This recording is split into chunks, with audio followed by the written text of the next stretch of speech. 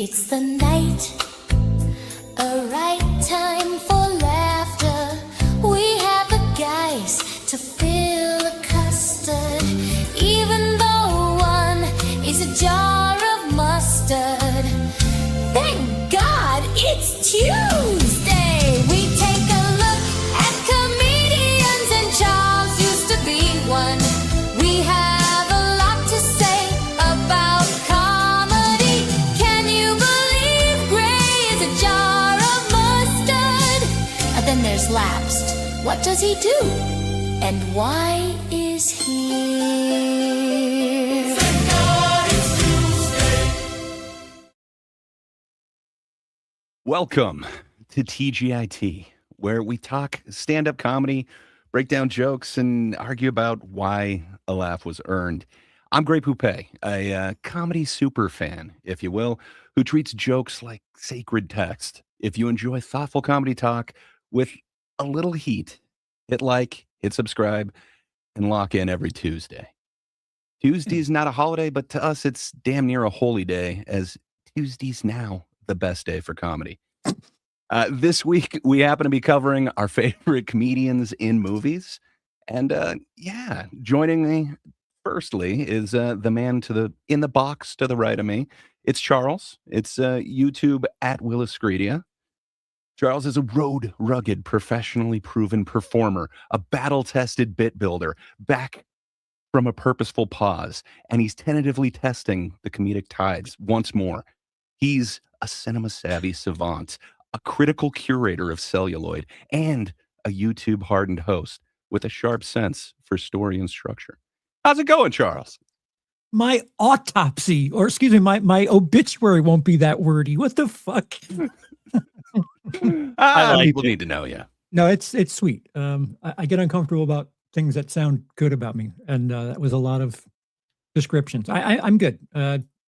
Watched a lot. When we get to what we were doing, I have something to bring up that is recent. I have 2026 comedy to talk about, so I'm kind of excited. You started early, already in January?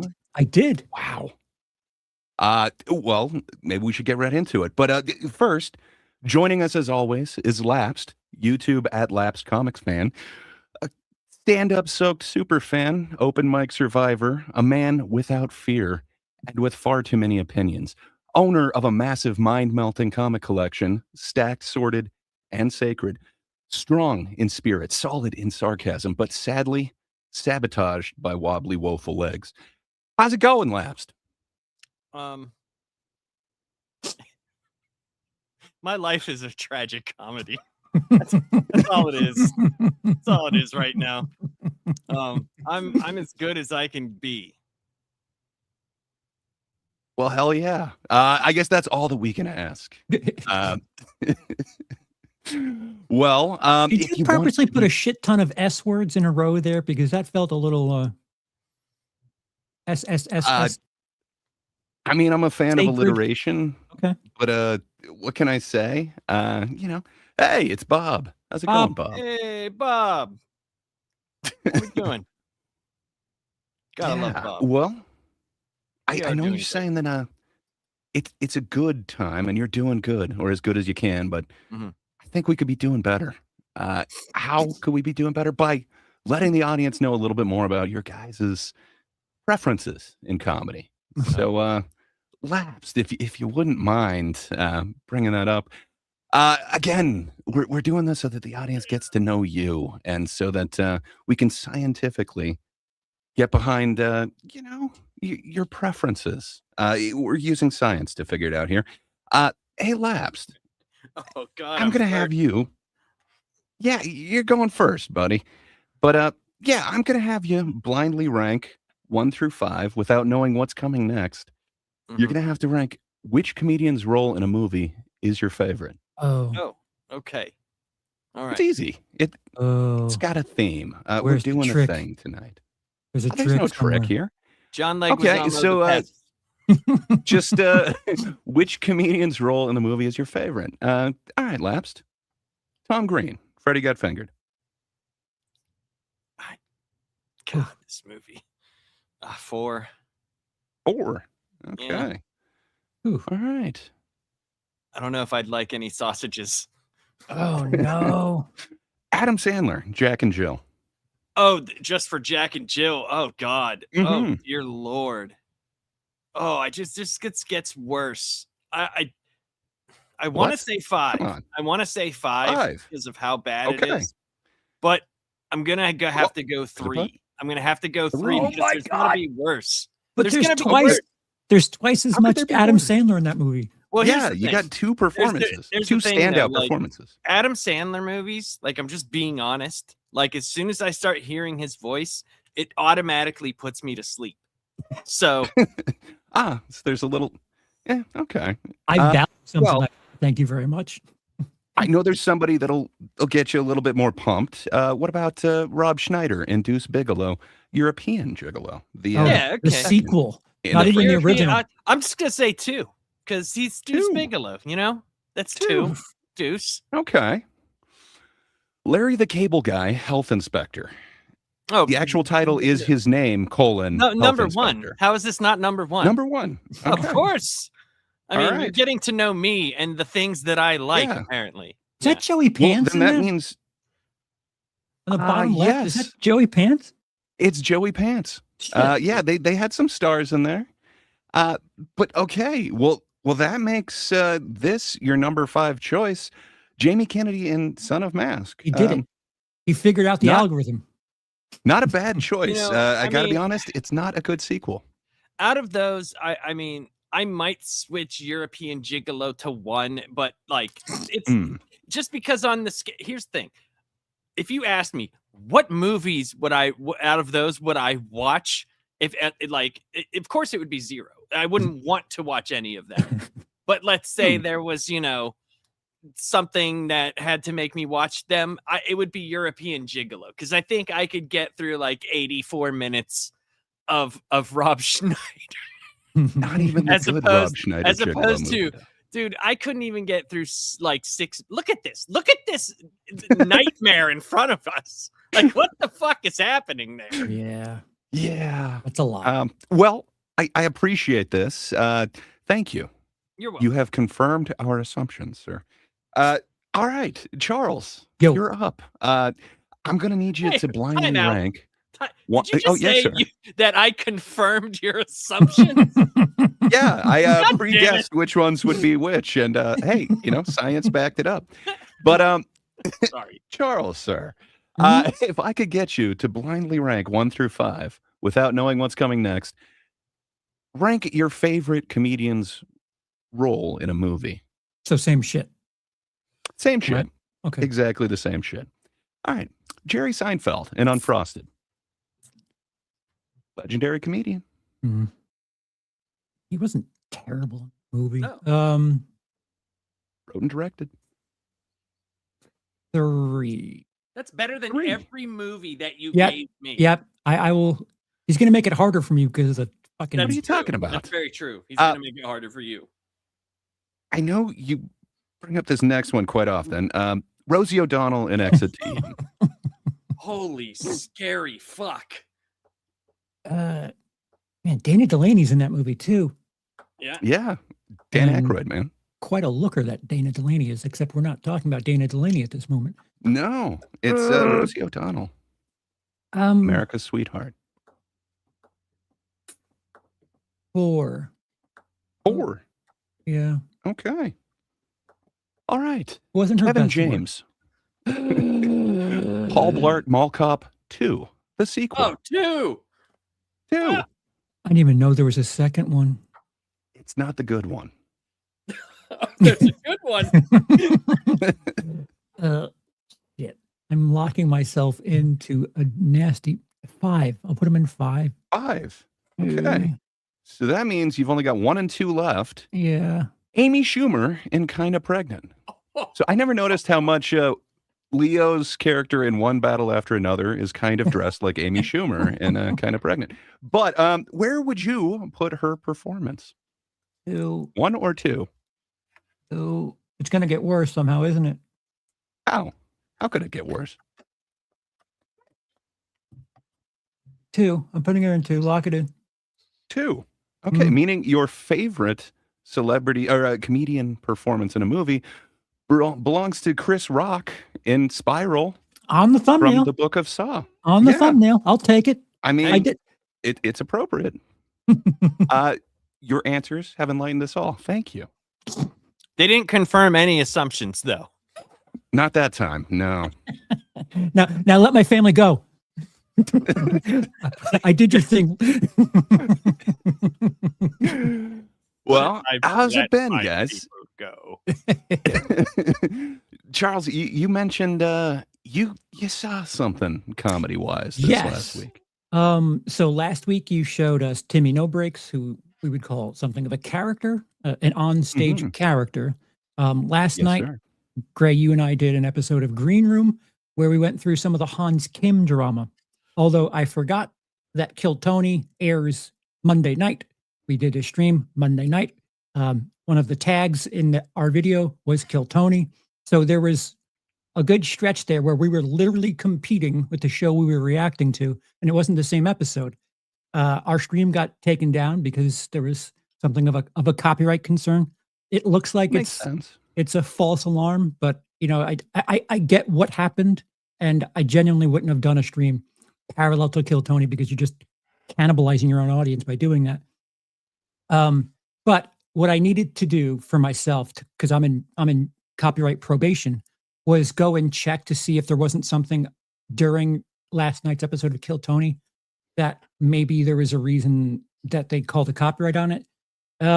So I sat and watched the entire episode of Kill Tony, the January 26th edition of Kill Tony 2026.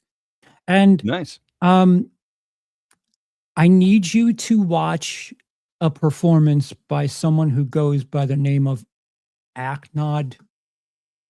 It's a young lady who apparently has been on the show Yes. before, but she was a character yesterday, and it was not good.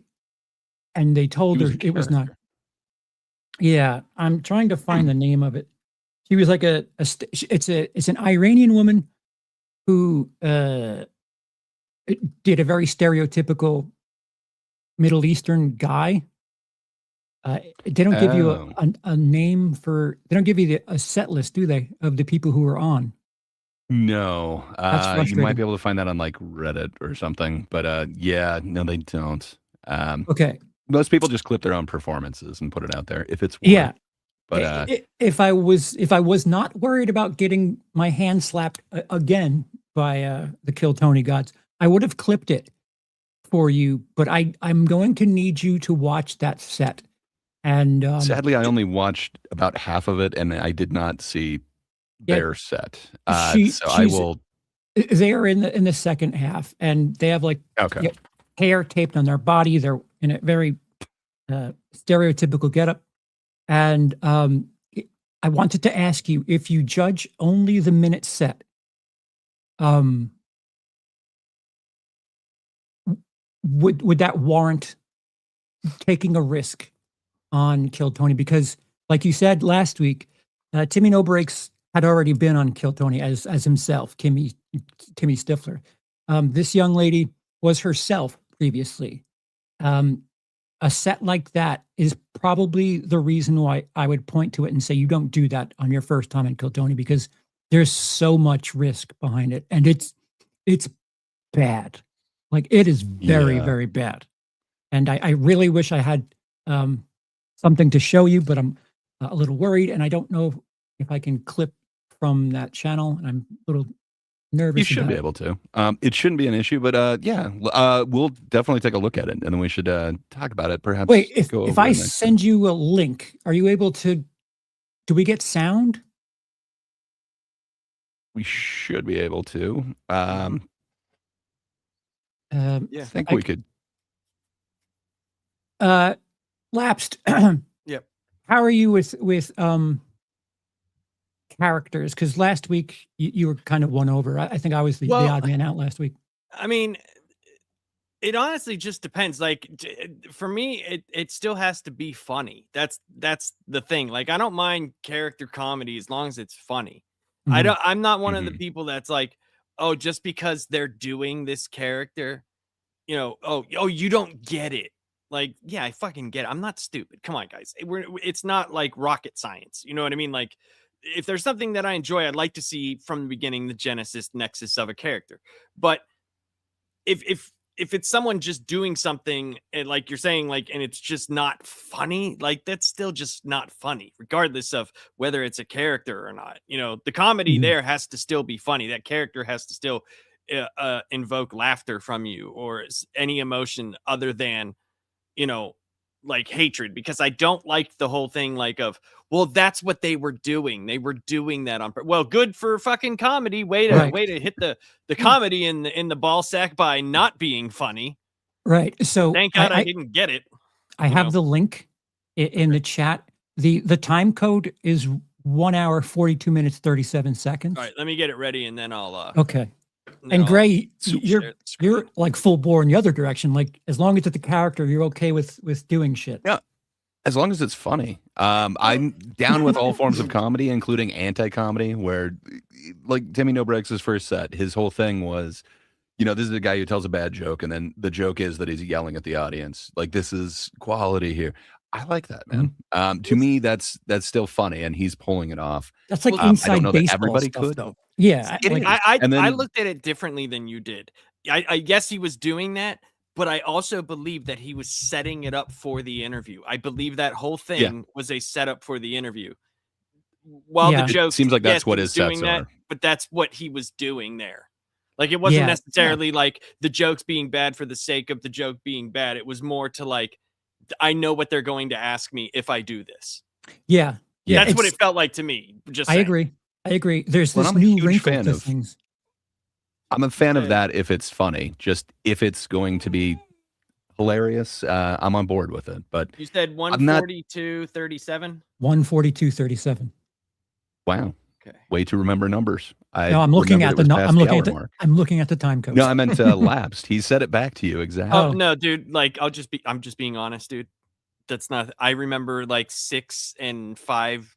I do that all day. 4, 8, literally 15, all day. All of my work, 42. all of my work IDs are 6-digit numbers, and then I have to do zip codes. So like it's 5 and 6, and yes, 4, 8, 15, 16, 23, 42. I remember. Yeah, I could not pull those numbers if I had to. I don't think I could even tell you my phone number if I had to. Yeah, there's a 9 in there, I think. Yeah. I know your number. It's great. It's Gray Poupée. Yeah, that's true. It's also my email. But yeah, it's weird on Kill Tony because, you know, not everyone is supposed to succeed. Like he literally asked the audience almost every show, who's here to watch somebody? I can't remember if he's like be successful. Who's here to watch somebody bomb, or who likes it when jokes do well? Who likes it when jokes don't? Oh, so Cat Black enjoys some Kill Tony performances. I would think so. There's definitely some in the audience who are there not to watch you succeed, but to watch you just completely bomb. And that's why I think the bucket is at least partially random, because man, there's people that bomb that are just not ready. All right. Nice. All right, Gray, pay attention. Let me know if you can hear it first. I'll just play it real quick, see if you guys can hear, or if it's too loud or whatever. Just let me know. All right, here we go. Sheikh Ahmed. I hear it. You can hear it. This looks like a new name to me. Sheikh Ahmed. It's Sheikh Ahmed. Right.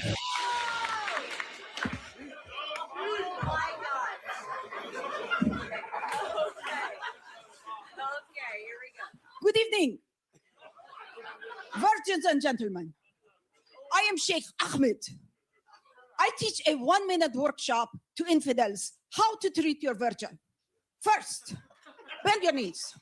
Second, you throw the hijab at the virgin. Cover yourself up. Cover yourself up. Cover yourself up. And third, you dodge for anything the virgin throws back at you. Honk, honk. We have a saying in Mideast, an eye for an eye. And what are the virgins? They said go to Chick-fil-A. The Chick-fil-A. That's where the virgins are. Well, in Mideast, we don't have bring your child to work day because it gets too crowded at 7-Eleven. Anyone needs a ride, my Uber's parked outside. Thank you very much. I am not here to bomb Right. any. Pause. Ahmed. Might not be there to bomb, but that's about Thoughts? all they did. Wow. Wow, dude. I don't know if it gets more hack than everything that they did in that entire Dude, bit. but I think this woman's Iranian, so I don't know if that gives her something of a hall Doesn't pass. Make but- it not hack. Like but- every single bit was like isn't old. You could tell there's- exactly where they're going. Shouldn't there be some sort of humor in hack stuff? Like, I don't know. What is Where Are the Virgins? Is that the punchline? I don't I think the understand punchline any of is the it's like- Chick-fil-A part. Yeah, I didn't understand the Chick-fil-A part other than like them being Christian. That's about Yep. about it. Like I don't really kind of know what they, unless they're just playing on like, here's this is what a stereotype of what I guess Iranian, if a guy from Iran went up and did a open mic who has Mhm. no comment, this is what they would talk about virgins, and I do, hey, cover yourself up Like- because hajibs. Like what? But throwing out like 5 or 6 of them as well, like having the prop comedy listen, aspect, I and then I didn't- taping the hair I didn't say it was everywhere. good. I never said it was good. No. I'm saying I don't know. I'm trying to like, Dude. whatever. So It feels like, I don't know, kind of like blackface, if you will. Like it's just like, oh man, this is yeah, it's weird, man. so apparently this isn't her first performance. If this Right. were a I'll put it person's through first, last. They would be there last, 100%. Yeah. Well, they've let Okay. people on they've let people on who bombed multiple times. They blame it on the bucket. Okay. Um, Yeah, but that's I don't know, I man. also believe if you look at, okay, I'm only going off of when I used to watch the show, when they would have a bunch of bombers. You ever notice that they were all on the same show? ooh, Here's Last 7 night- of them in a Yeah. row. last night was pretty. It was like carpet bombing last night. It was quite a then bunch. they'll intersperse like, and it usually, in my opinion, depends on who they have on the panel. Like guys that can come back and say crazy shit to them. Yeah, yeah. I forgot That's how his it name. used to be. He's I'm pretty not sharp saying with it is stuff. now. Yeah, Sam's pretty sharp with that. Yeah. So it's Jim like, Brewer, man, it was kind of rough. I only watched like half of it, but he's noisy and he's trying. But Yeah, he's very performative. He's very overt with his physical comedy. well, he didn't have Jan, man. Who's coming with me? Oh yeah, I don't. But- Justin's talking about the Howie Mandel thing. I would watch Kill Tony religiously if Howie Mandel was like a permanent member, because holy fuck, that thing where with Hans Kim, I hadn't laughed that hard at Kill Tony. Period.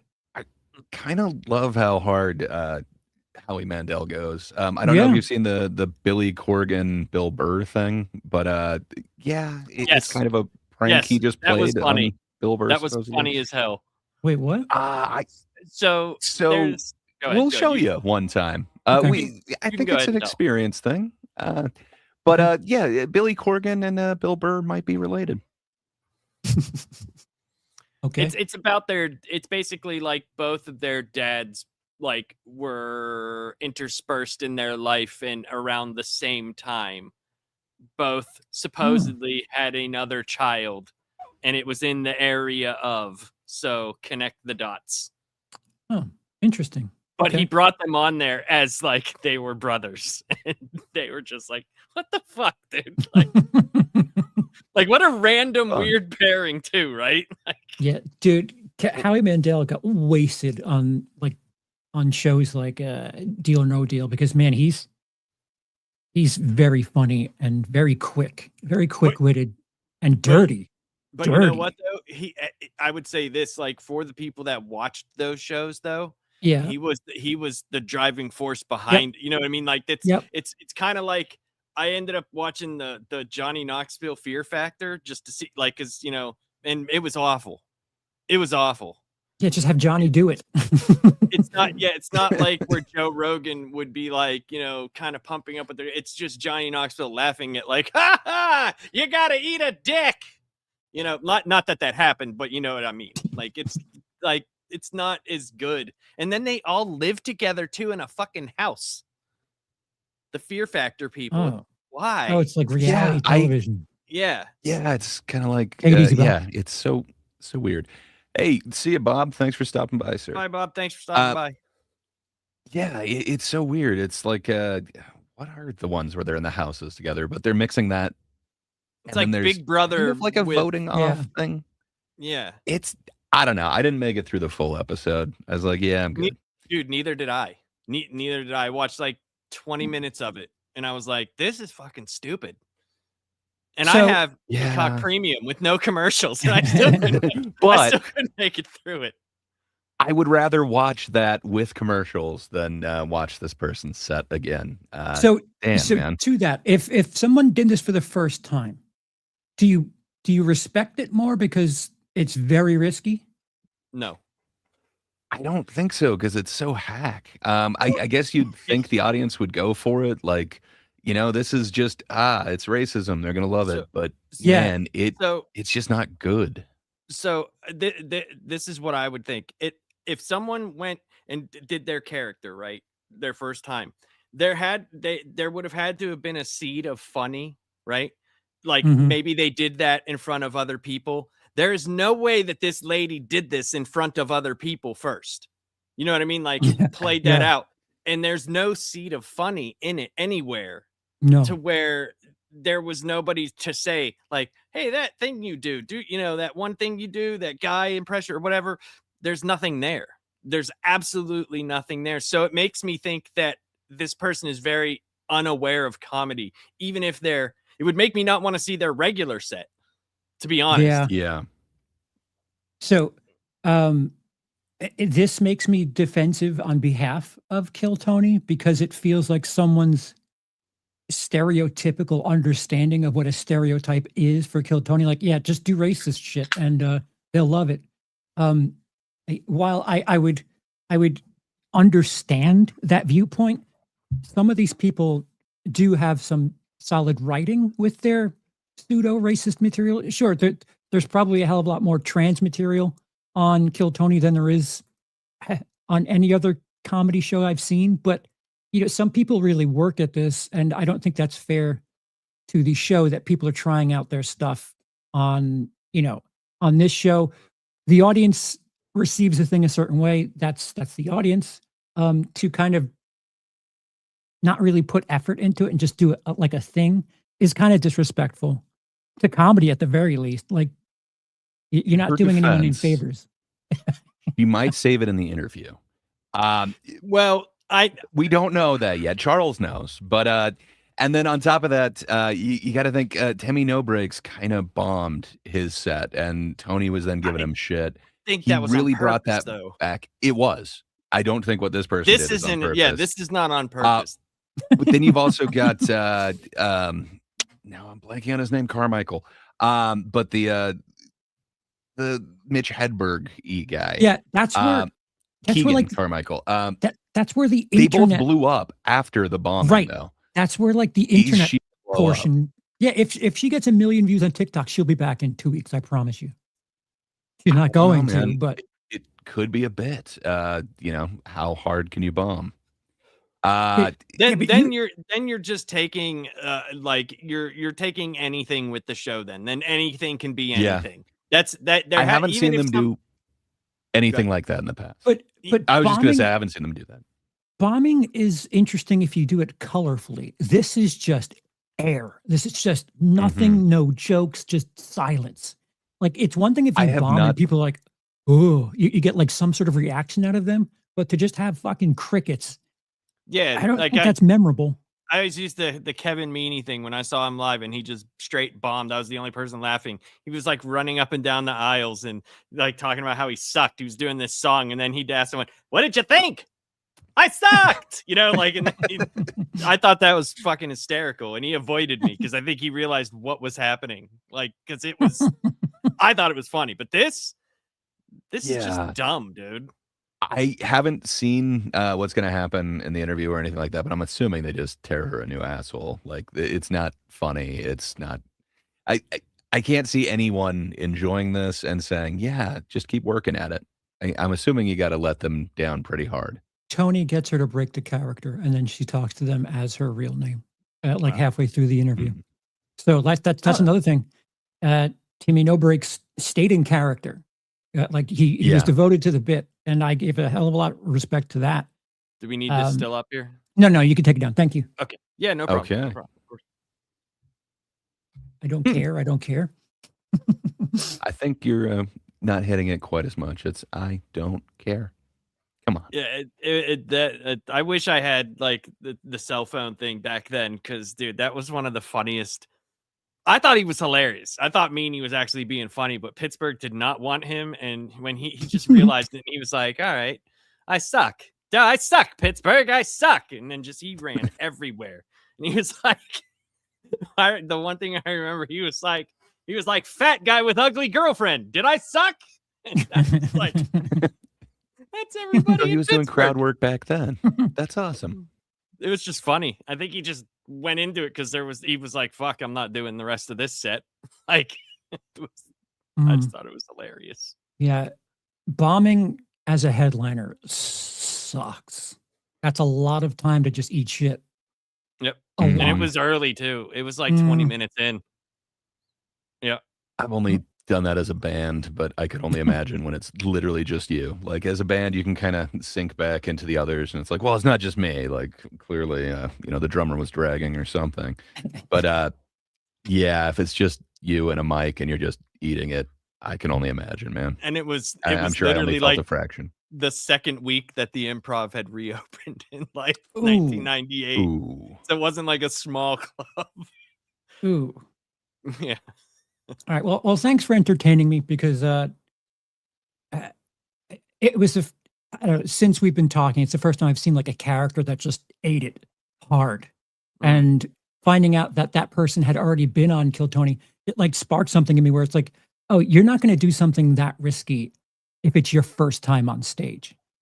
And it seems like if Right. someone does like some sort of eating it set, like just purposely eating shit, like they're just drunk and there on a whim, doing a character like that feels like a completely different thing where you're investing your time. Yep. If your plan is to eat shit, Yeah. then why show up? Justin, you got me. It's a good point. I think, I mean, I think could be there's the people viral that- thing. Right. It could be that, but I think that person there though probably thought what they were going to be doing was people were going to laugh.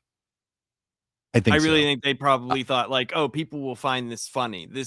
Men, especially men will find this funny because not only am I, ripping on stereotypes, I'm also ripping on women because, everybody's got a wife that they can't stand, like If you're planning on bombing, fucking I don't think you whatever. throw out 5 burkas. I think maybe you bring like 1 or 2, and it's like, okay, they get the point. But she went with like 5, and she It was kept 3, throwing them. to be fair. Left, center, think right. it was- I think she did. I think it was more than that. We can Okay. go to the game tape, but No, it's fine. It's not worth the extra just second saying, we talked about. It's not worth it. I'm challenging your There were- challenge.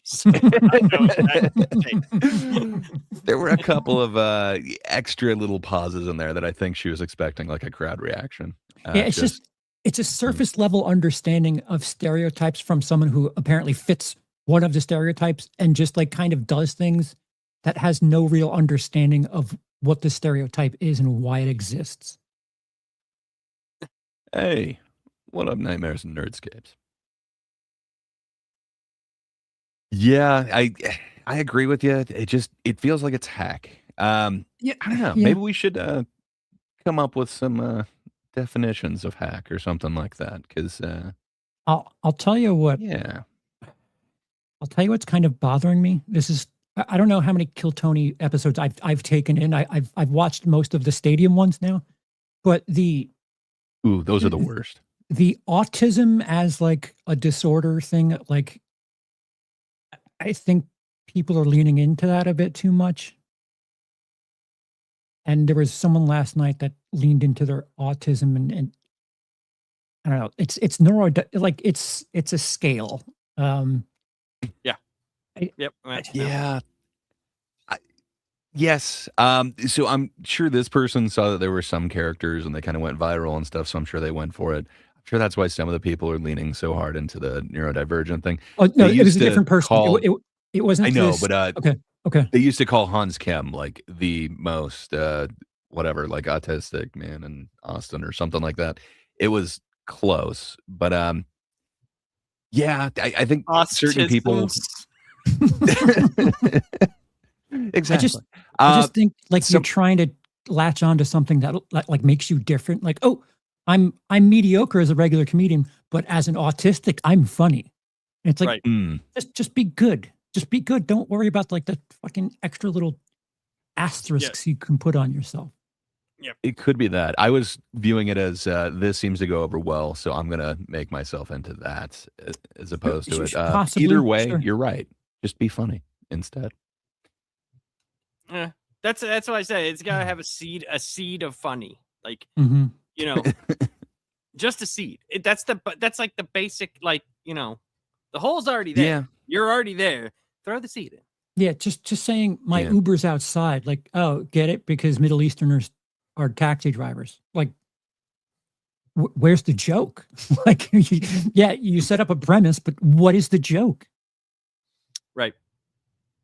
But the awkwardness is the joke. Well, Nope. I don't Thanks, guys. Nope. I Well, it's like not. that brand of humor. It can Gray, be done well, what- and then wait, you wait, get the wait. Tim Robinson stuff. Gray, what kind of humor do you not like? Because it seems like you have very wide berth when it comes to You know, your. I thought I didn't like recorder humor, and then Dave Attell won me over. You know, hot cross buns can be funny as hell. I don't know if there's a brand of comedy that I absolutely hate, but I know that I see comedy and I'm not liking it, but I don't know that everyone is like the pinnacle of whatever style. Really? I So don't you're know, I guess- open to anything that's happening on stage? Like, ooh, haven't seen this type of insert thing here Kinda. before. I would just So say, far, I have not been won over by like the Morgan J type, like what would you call that? Pitch corrected crowd work or Oh, something like that, where Oh. it's kind of singing. That to me Oh. hasn't really won me over, but like, you know, I wasn't a huge fan of prop comedy, and I don't know. Carrot Top's been winning me over a bit, and then I've seen a couple other guys that I'm like, all right, like would that's like to say, clever. Charles, your me seeks to hat game right now. Good stuff. On point, existence is Mhm. It's on pain. point. It's on point. Thank right? you, sir. indeed. I'm gonna bring down my Uh, Kirkland brand one. What do That's you awesome. want? What up, Collins Movie Club? I see a question just saying, are you a fan of parody comedy, Gray? Yes, I absolutely love all of that. The Zucker Abrams stuff, Naked Gun, Spaceballs, everything Pat Mel Proft. Brooks. Pat Proft is my Uh, guy. I'm a huge fan of I'm forgetting his name, Akiva Schaffer, who's brought back a couple kind of parody things. Recently, Naked Gun. I loved all those ones. Yeah, man. What can I say? I like that, and Fuck 'em All. That thing was pretty great. Yeah, I need a me seeks to properly take out my gallbladder. Can do. I mean, they wouldn't be able to rest till it's over. Oh, Hot Shots Part 2. So good. I need to watch that one. I haven't seen that one forever. Mine's my favorite still. It's Wrongfully Accused. I think that's the greatest. Hmm. That's the greatest 45 minute. Like after the 45 minutes, it gets a little bit, you know, whatever. But that first 45 minutes, dude. Richard Crenna as Tommy Lee Jones. We're looking for a 5'11" man with a stride of 7 inches with a shoe depth of 1/4 inch. Like he just says all this shit. And you're just like, what? What's happening? I like that one. I'm also a fan of what was it, Spy Hard or whatever, the With, Bond like parody yeah. with Weird Al doing the Bond Yeah, and theme song. there's, opening. they also have what's his name? Andy Griffith in that. He's the bad guy. I would say Justin Austin Gray's- Powers falls into that parody type thing. It does, but it made it its own thing. It like almost made its own genre. Almost, it was like a parody of the time and spy movies, like the old Bond thing. But it made it its own deal, kind of. Yeah. Yeah. Like if you're a Bond fan, you saw it as taking Right. the piss out of Bond. Yeah. Right? Yeah. Well, as long as we've kind of transitioned into these comedy movies, should we get into it? Excuse me, The- Gray. I do not see myself as a comedy movie. My transition was more serious. Okay. Fair enough. Dramedy. There We'll you go that go. route. Romance. So we vaguely told each other kind of what we were going to do with this, but yeah, I either forgot or we didn't go in depth to how many we were going to do or whatever. But talking to Charles, I think we were on the same page that we were going to go our favorite comedian that we appreciate their comedy and their movies. And then I wasn't clear how many we did, so I did a couple honorable mentions. But Oh, I did Gr- see. You guys might have that. I did. I'm an idiot. Yeah. Okay. Lapsed. I'm on a Lapsed. lot of drugs right now. Laps, So do you have 6? I I'm have jealous. 4. Gray has 127 that's with true. 15 I have honorable 12. mentions. Well, what I did was 12, but that includes the honorable mention. what I did was comedians that I thought transitioned better to movies than their stand up. That's kind of what Ooh. I. Oh, That's kind That's a of nice what I caveat. I So- like okay, that. I dig that caveat. did. That I like their like. I'm not saying that their stand up is bad. It's just I liked them as in movies better. I'm on so much drugs right now, people. Like I literally can't feel the right side of everything here. I'm jealous. They're legal, though. The doctor gave them to you himself. I know he did, even though I asked not for them. Oh, I'm Yeah, jealous. that's we told- dangerous. Well, he told me like he's like, dude, he's like, I understand. He was like, but you're like, he said this would have been so much better if your foot was broken. He was like, the amount of non-blood flow you have going to your foot. He's like, after I get done doing like poking and all, he's like, it is going to hurt so bad. He was like, just trust me, I won't give you anything. But dude, I don't know why. Like it's because I haven't done anything in almost 10 years. It just I don't know. It hits me real hard in waves. Huh. I mean, you saw my foot, up the dude. Like tolerance. that shit, it's Yeah. even worse now, dude. There's Yeah. no like white left on it. It's just a big giant black and I'll blue trade you very thing. my purple. foot for your gallbladder. Deal? Yeah, Might be a good trade. yeah. I mean, you know, yeah, sure. Deal. If you'd like to. Well, as Charles said earlier, existence is pain. Indeed, it is. No one Justin- turned Enjoy 30. this while it lasts. Justin If you can asked, avoid crack, it, don't get old. crack or meth? Well, I never did meth. Okay, that's like one of the only things I've really never done. But I have sure smoked the fuck out of crack. I have. I'm not. I'm an open book when it comes to. I have not done any real hard drugs in like 11 years. Yeah, but wouldn't that be bad for pain? Crack? Crack? Yeah. No. No, crack is good for whatever ails you. No, you just don't know. You don't care about anything when you're on crack, except for the person outside the door that's not really there. Ugh. Ugh. Yeah, paranoia. I'm not a big fan of any of that. No. All right, speaking of crack, stand-up comedians that are now actors. Yeah. Well, I guess Laps, maybe we'll have you kind of finish this off since we're apparently going to be, I don't know, washing these That's fine. certain comedians. We can't leave them feeling good, right? We got to shit on somebody at the end. I'm not shitting on anybody. It sounds like you are. You prefer their acting over their comedic skills. So screw them. They chose poorly initially. Okay. Or maybe that's what got them to be good in the movies. Okay. Fair enough. Well, Charles, you said you only had like 4 of them? I does. You does. I does indeed. Okay. Well, I thought we were doing a top 10 list. So I thought I Sucker. narrowed it down to top 10. And then I was like, well, You Charles is gonna be narrowed an it asshole on this down one. with Oh, I- 77, you know. It started with 56 and I didn't extensively go 56? through. Yeah, I mean, we could talk about them. But yeah, so I had somebody on there and I had him pretty high on my list because I enjoy all of his roles. So But the thing that Come we to have, think of it, Laps, the thing that we have coming up soon, Gray Mhm. can do that 6 times over and still have leftovers. That's very true. That's Uh, very true. Yeah. But I thought, nah, Charles will never accept this guy by his strict definition. I don't Oh. think he'll say he was a stand-up. And who am So, I? I'm not an authority. I'm just one person. well, you seem to be an authority. So that dropped him down to my honorable mention. But he was in Wayne's World 2, Clean Slate, The Cable Guy, Waiting for Guffman, Monkey Bone, Melvin Goes to Dinner, Let's Go to Prison, The Brothers Solomon. And you probably would recognize him as starring in Nobody. Bob Odenkirk, man. I absolutely love me some Bob Odenkirk. Oh, he's in, done stand-up. anything he's in.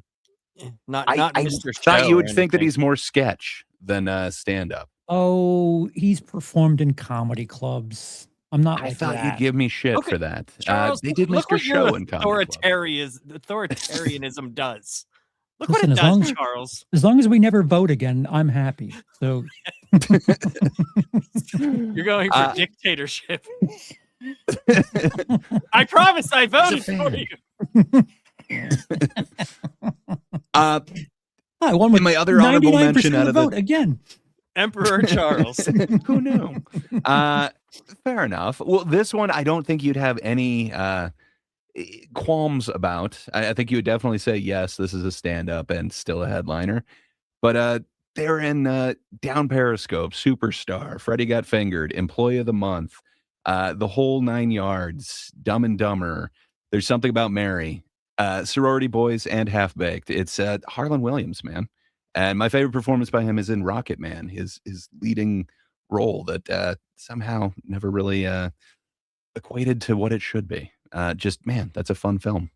Harlan Williams is to like normies. I think he's good in small doses. I don't think a normie would want to take an hour of him. Hmm. No, Totally disagree. dude. Uh, I don't Not know, six, dude. I've seven. seen some of his like things. Oh, Billy, hey Billy, how you doing, Billy? Where's the Billy? And you're just like, wait, that's been going on for 7 minutes. Yeah. I love me some Harlan Williams, man. He's I like Canada's I think he's greatest great. export. Well, I think yeah, he's great. he's like milk. You got to get it quickly. Once it sticks around too long, it goes bad. Is he milk don't want him to in sour. a container or milk in a Canadian bag? Because they get bags of milk. Canadian bag. Yeah. It just makes sense. Right. Uh, Because, you know, so my number 10, Number 10. he's only been in a few movies, but what he has been in have impacted me very much. Memphis Bound and Gagged, Punching Henry, The Road Dog. It's Doug Stanhope. I absolutely love his acting Great. in an episode of Louie that he did, man. It gets me every time I see it. He plays Great. kind of himself, but dying. It's great. You're being a simp for these comedians. Would No. you say anything about these acting performances from 5 Yes. movies I've never heard of?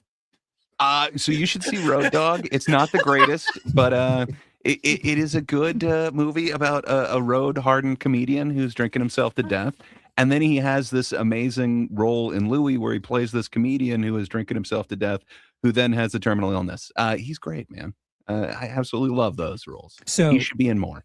So he was in a movie where he was a comedian, and then in another movie where he was a comedian. So really stretching those Well, boundaries, huh? He was also in Punching Henry where he played a comedian. they just followed you him don't around understand. with a camera. Like it's a comedian who's drinking himself to death, or better known as myself. Kinda. But he put on a convincing performance. I love me some Stanhope. He made it onto my list. Yeah, number 9. He was in Desperately Seeking Susan, Reservoir Dogs, Natural Born Killer, Canadian Bacon, Coffee and Cigarettes. But you might recognize him most from his role in Half Baked. It's Stephen Wright, the guy on the couch. He's amazing. I absolutely love that dude. Gray, you're slanting this list. I am not slanting it at you're- all. You're naming solid comedians who also acted. It's not solid Well, In an comedians who have amazing role. solid performances. So I'm Dude, going to. I I'm going believe to him white as the man knight. on the I'm couch. going to white knight. I was about to say I'm going to white knight him for a second. Can you give me some of the lines from Man on the Couch? Yeah. it doesn't matter how I got here. What's important is I don't remember, man. It's been like a decade Right. since I've seen it. Right. I It's a can great remember role. his back. Very Yeah, good. he was Very, great. very, He was very very convincing. photogenic back. Uh, he's hilarious in Canadian Bacon, where he plays the Mountie. I can't remember exactly what it is.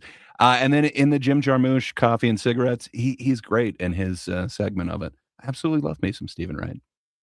Not to mention the interstitials he does in his own special.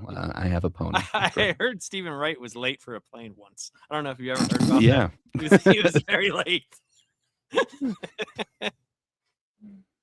But yeah, my number 8, I don't think you'd have any qualms with, but who knows? You might give me some shit haven't- on this. I wouldn't have let any of these through so far, but keep going. I know, but you'll let number 8 through. No issues whatsoever. No notes. Bill and Ted's Excellent Adventure, Bill and Ted's Bogus Journey, Dogma, Jay and Silent Bob Strike Back, Jersey Girl.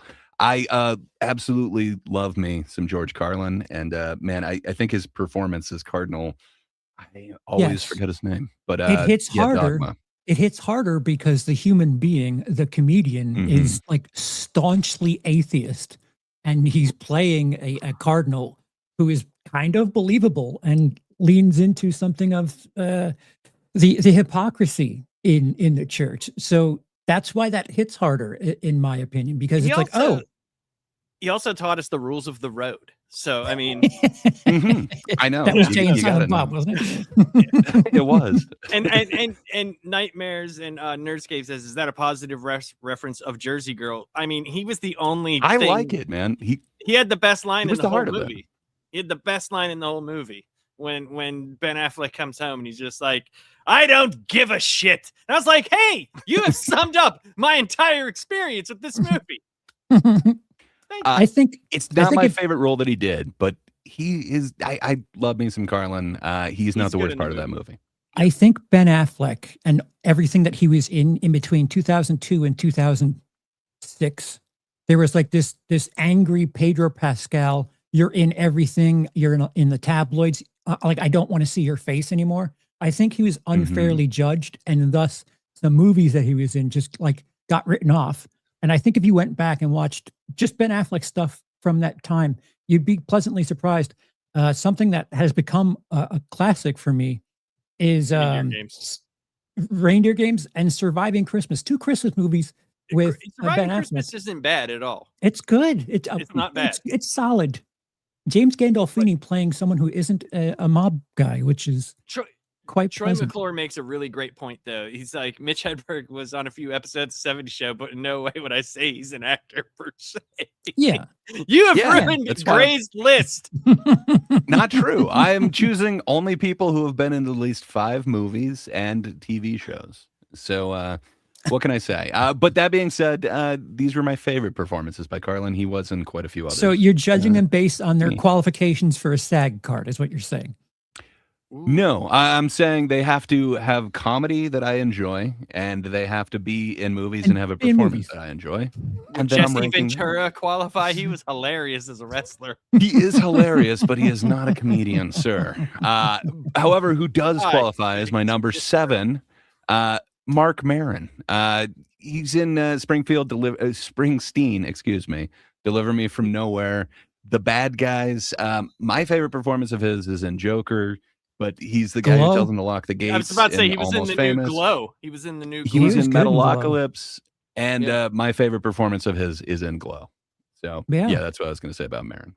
You guys beat me to the punch. I'll give you that one. You have one. Okay. You have one registered. Well, you're gonna be a fan of my number 6 as well. On top of being a hilarious comedian, you might remember him from such little movies like Willow, A Few Good Men, Wayne's World 2, The Usual Suspects, Casino, the whole 9 yards, and then my favorite kind of understated performance is in this weird Matthew Perry one called Numb, where he plays. It's an interesting performance, but yeah, I really dig me some Kevin Pollak. That dude is underrated. Accepted. Okay, you're giving me 2. Accepted. All right, and then. My number 5, he is a pretty prolific comedian, even if his last special didn't impress me nearly as much as I was expecting. Man, he was in Stardust. He was in The Muppets Most Wanted. Recently in that cartoon Dog Man. But you'd probably be more familiar with him in Ghost Town or The Invention of Lying or The Office. But the thing that I dig Ricky Gervais for is Extras. If you haven't seen that show, that show is just man. He kept going back to David Brent from The Office, but Extras. I want to see what that dude's doing. Did you guys see that Seth Rogen is bringing back The Muppet Show Again? on February 4th? Why? I don't know. And it has like All a right, bunch sure. of like today's like stars on it. It looks. Didn't Why would you Jason disgrace Trying to the do that Muppets? for a minute. didn't Jason Segel do that like 10 years ago too? Yeah, I think they did another one in between there too, but it seems like they keep trying to do that. They want to make those Muppets relevant, but I don't know. You fuck with the Muppets. Mm. All right, Charles. You said you got 4. I got 4 left. Oh, I was like, no, you have 3. I Head-to-head cannot accept battle. those Here we other go. 8. Here we go. Head-to-head battle. All right, Charles. You want to go with your number 4? I've laid down. I didn't do these in order, sir. I just Okay. Well, who do you like least on your list? And they must know now. Dane Cook. All right. Yeah, it's unfairly so, but I'll say it's Dane Cook. I enjoy his stand-up. I think he's criminally underappreciated in Mr. Brooks. Waiting, he's a bit more what he is, but he's in a limited role in that movie, which is, fine for if you watch some of his stand-up or some of his comedy movies. Employee of the Month, Good Luck Chuck. That's just a little too much. If Dane was writing his own stuff, it'd be a little bit more interesting. But when it's Him been and like, Rodman. yeah, that was interesting. He wasn't who he was yet, though. At that point, I enjoyed that movie. It's a bit campy. But Dan in real life is a dramatic role. Again, he's a feature character in that movie. Steve Carell is actually the lead, and a movie where he's the lead. The movie's awful, but Dane Cook actually does a rather good job. Is a 2019 film called American Exit. He's like a deadbeat dad. Not a great movie, but man, Dane Cook has a dramatic performance there. It's a shame he was in such a dog shit movie because it was good. And I full disclosure, I'm like a tremendous fan of the human being because twice over the course of time he's been solid to me personally. So it's just too take bad he that. got so much like plastic surgery done. He doesn't even like his face is like weird looking now. It's very odd. I thought Like it he looks like fixed- it's like everything is pulled back. I thought he real, got like he had like acne damage that he had fixed. Maybe that's it. I just look like his forehead and his eyes. It looks like someone just took it and just went. I've seen him for ages. I want to say like during the pandemic, he had like a special where it was like in his house or a rented house or something. I did not I see think that's that. the last time I saw him. Nightmares, Nerdscape. He really is comedy's Kenny Rogers. Well, that one psychedelic album. He knows what I'm talking about. See, have you seen Kenny Rogers like after he got his? I have. Yeah. I just dropped in. It's amazing though. All right, Charles. I feel like you didn't mention one of his best roles. Were you done with the Dane Cook there? What, Did you Employee mention of the Mr. Month? Brooks? No, he is. No, I started with awesome Mr. in Brooks. Mr. Brooks. My I bad. started with that. I said he's criminally underappreciated. Waiting, which is comedic. Again, smaller role. I do but, like him in Waiting. It's succinct. Dan in real life, another feature role, but in a kind of dreary drama. And American Exit, he's the lead in something of a shitty, albeit shitty drama. Got But to his mention performance is good. Mystery Man. He's the waffler. Oh my God! Sure. He has one line. It counts to me. Yeah, These so- pretzels are making so- me thirsty. Sometimes the one line is all it takes. So number 5 like- for me is Charles Patterson. I enjoy his work, and he was on Ghostwriter, which Jamal's karate criminally class. underrated show. You know, it had that theme song that sticks with you. Ghost Rider. Oh, it's great, man. Fair enough. He will be an honorable mention on my list as well. But yeah, Listen, my number 4. Jamal's I karate really, class is not believable without that kid with the chocolate in his mouth. I really appreciate this dude. So not only his comedy, I had tickets for him last year. He's in a little movie where he plays AirPods guy in a very memorable scene, perhaps the best scene in the entire movie. It's called Sweethearts. It's a bad movie with a really good scene in it.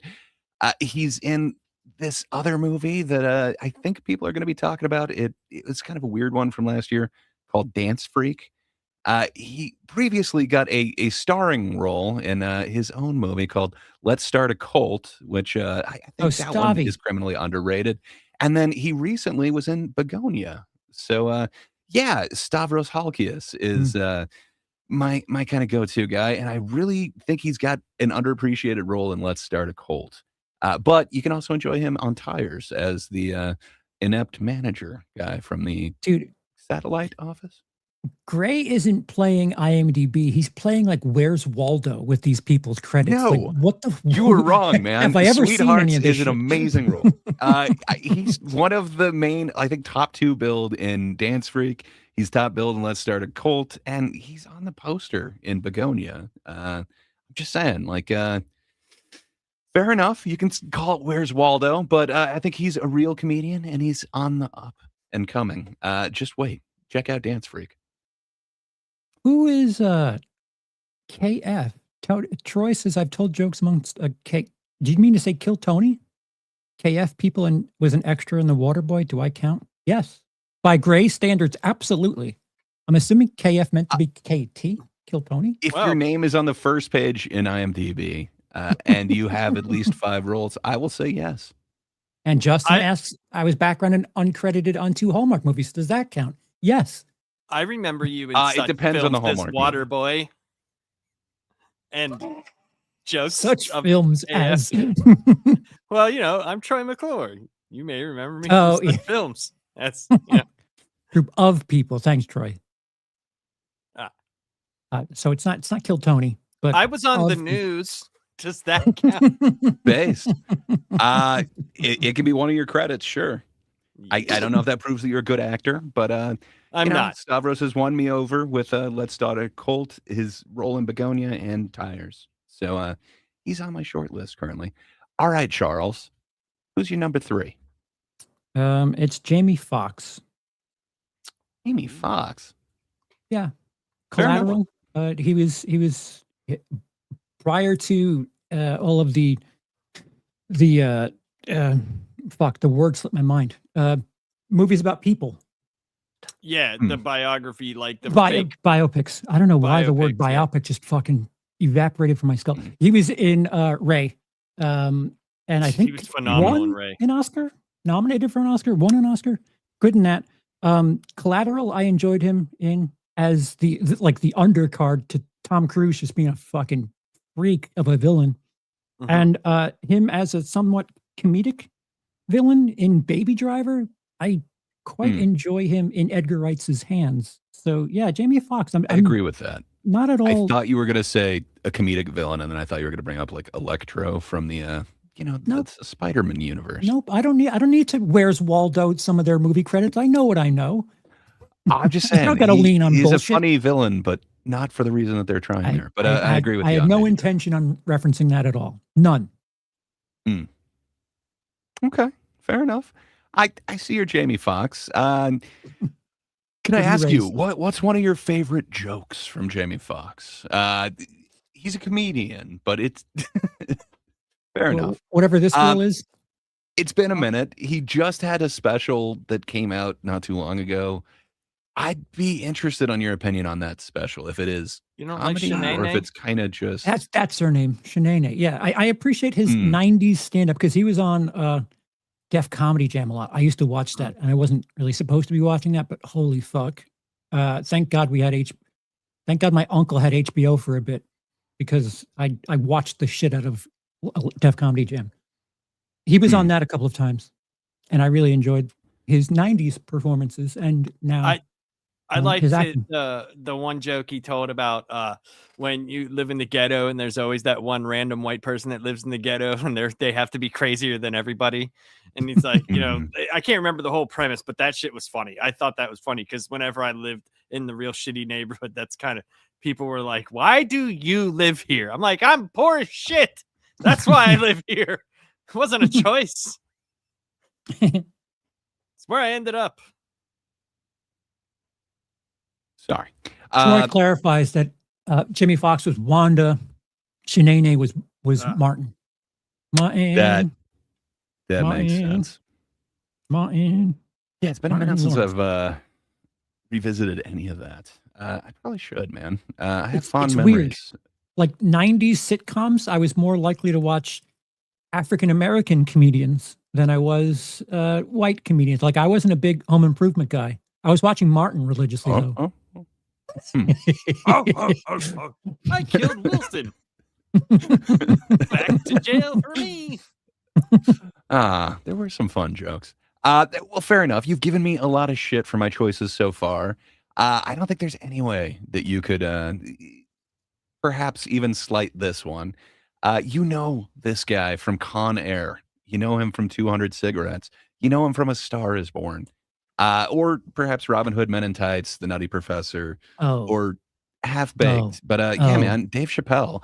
I think he should be in more shit. I really did not like A Dirty Star Work. Is Born, but Dirty Work is awesome. But oh man, I think what the that might have fuck been was the he only in, one that Bob in A Saget. Star Is Born? Was he like an entertainer or a club owner? What the fuck? I'm He forgetting. is. I could. I'm blanking on the character's name. But he was playing someone Yeah, dramatic. Yeah, he only has a couple of scenes, but yeah, it kind of touched me, and it's like, when is the last time he was in a movie? And it's been a while. He had quite a hiatus before he Oh, was yeah, in wait, Bradley it was- Cooper's movie. He was in Screwed, not Dirty Work, right? Sorry. Yep, Screwed, the other Norm Screwed. one with The other Norm. With now the I'm old blanking on his woman. name, DeVito. Yeah, Yeah, with but the old woman and man, stuff. Chappelle's character in that, just when he gets scared, he hits people with a lamp. Yeah, he's I like, love I got it. scared. He he The had more police of chief with a the lamp. a little bit more grounded role in 200 Cigarettes, and then he played pinball in Con Air. You know, he's the mouth. It makes sense, but yeah, nothing like Thurgood, man. I dig Half Baked. He is indelibly in my brain. Anytime I've ever seen an Abba Zaba, I just hear his voice saying, "Abba Zaba, you my only friend." He's great, man. I love his performances, but find a way to shit on Dave Chappelle. Do it, Charles. Nope. Come on, try. No thanks. Okay. Who's your number two? My number 2 is Albert Brooks. As much as his stand-up is very strong in the 70s, he something of a character comedian for a bit. Directed and starred in a bunch of shit. Like you could pick most of his movies that he wrote and directed from the 80s, 90s, right up until what The Muse wasn't as good. But Defending Your Life is something that just rewatched it recently. I really enjoy his work. Considering how funny and quirky he is as a comedian, some of this stuff just is a departure from what you're seeing on the stage. And then him as kind of a fucked up dude in Drive, like very, very divorced of whatever it is with like my favorite thing of his when he was on the Tonight Show where he had a puppet and he was singing Lady of Spain and just started smoking a cigarette. Like that entire bit kills me. And to see that guy be able to do something like what he did in Drive, that's what impresses me. I'm like taken aback. So you're into by, some prop and some character work? Yeah, it depends. Interesting. It depends.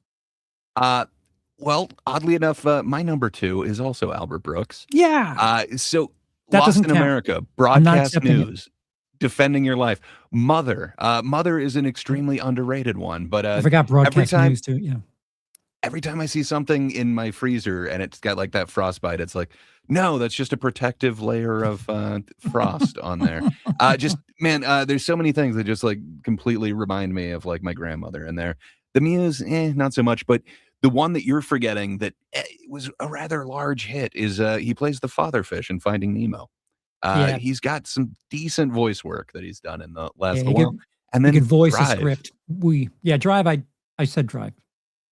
But well, I'm just saying he did a Oh, okay. departure where he's kind of a different, a menacing like character, which Mhm. I hadn't really seen from him before. Mhm. But my favorite role from him is in Lost in America. Just man, I absolutely love that one. Just That's the one where yeah, they buy a a trailer an and then RV. go. Yeah, yeah. Yeah, he just got married and they're on their honeymoon, so they're RVing across America, and hilarity ensues. I just absolutely love that movie. Just it speaks to me. You learn secrets about your partner, so to speak, and it can change everything. So, Just man, I love Lost in America. something about Albert Brooks's movies is he's speaking to a upper middle class audience. Like a lot of his stuff, especially when I was a kid, I just could not relate to. Like a lot of his movies, he's like an upper middle class guy. I live in a house. I'm just going to sell everything to live in an RV.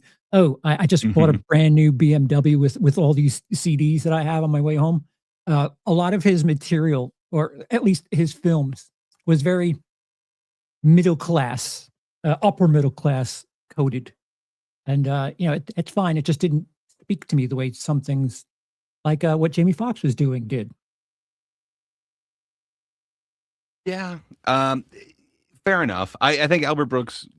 I don't know. It's It's not like a point against. It's just, watching it as adult, it's like, oh, I know why this didn't really reach to me because I was on food stamps. This shit, no Albert Brooks character is on food stamps. yeah, fair enough. I don't know. I wasn't upper middle class or anything like that, but man, I just loved his Sure, movies, sure. especially like Defending Your Life. But fair enough. Yeah, So no, now we're on to the big one. Charles, yes. who is your favorite comedian turned actor? Jim Carrey is a very, very strong stage presence. And Hmm. specifically for his work in The Truman Show, and above all else, Eternal Sunshine of a Spotless Mind. It's wild to see him in this like heart-wrenching dramedy where he's the toned down person and Kate Winslet is the loose cannon. And the fact that he was able to do that really spoke something to me. I'm not the biggest of fans of Man on the Moon. The number 23 is not something I'm mentioning, but Hmm. the How range, dare you? About the the range. Majestic. Yeah, I was like thinking of Oh, noteworthy Nightmare in Nerdscapes comedian, gets it.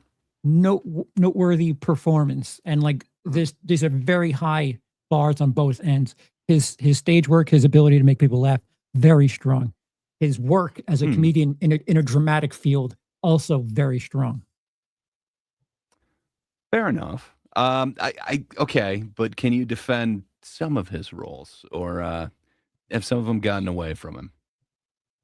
It's a good question. I don't know if I've seen him in anything worthwhile in the last decade Sonic the plus. Hedgehog, I thought he was great. Oh, good point. He is Yeah, killing it in that yeah, movie. good Everything point. Yeah, should not work in it, but somehow that dance sequence with himself is like, okay, all yeah, right, you won me over.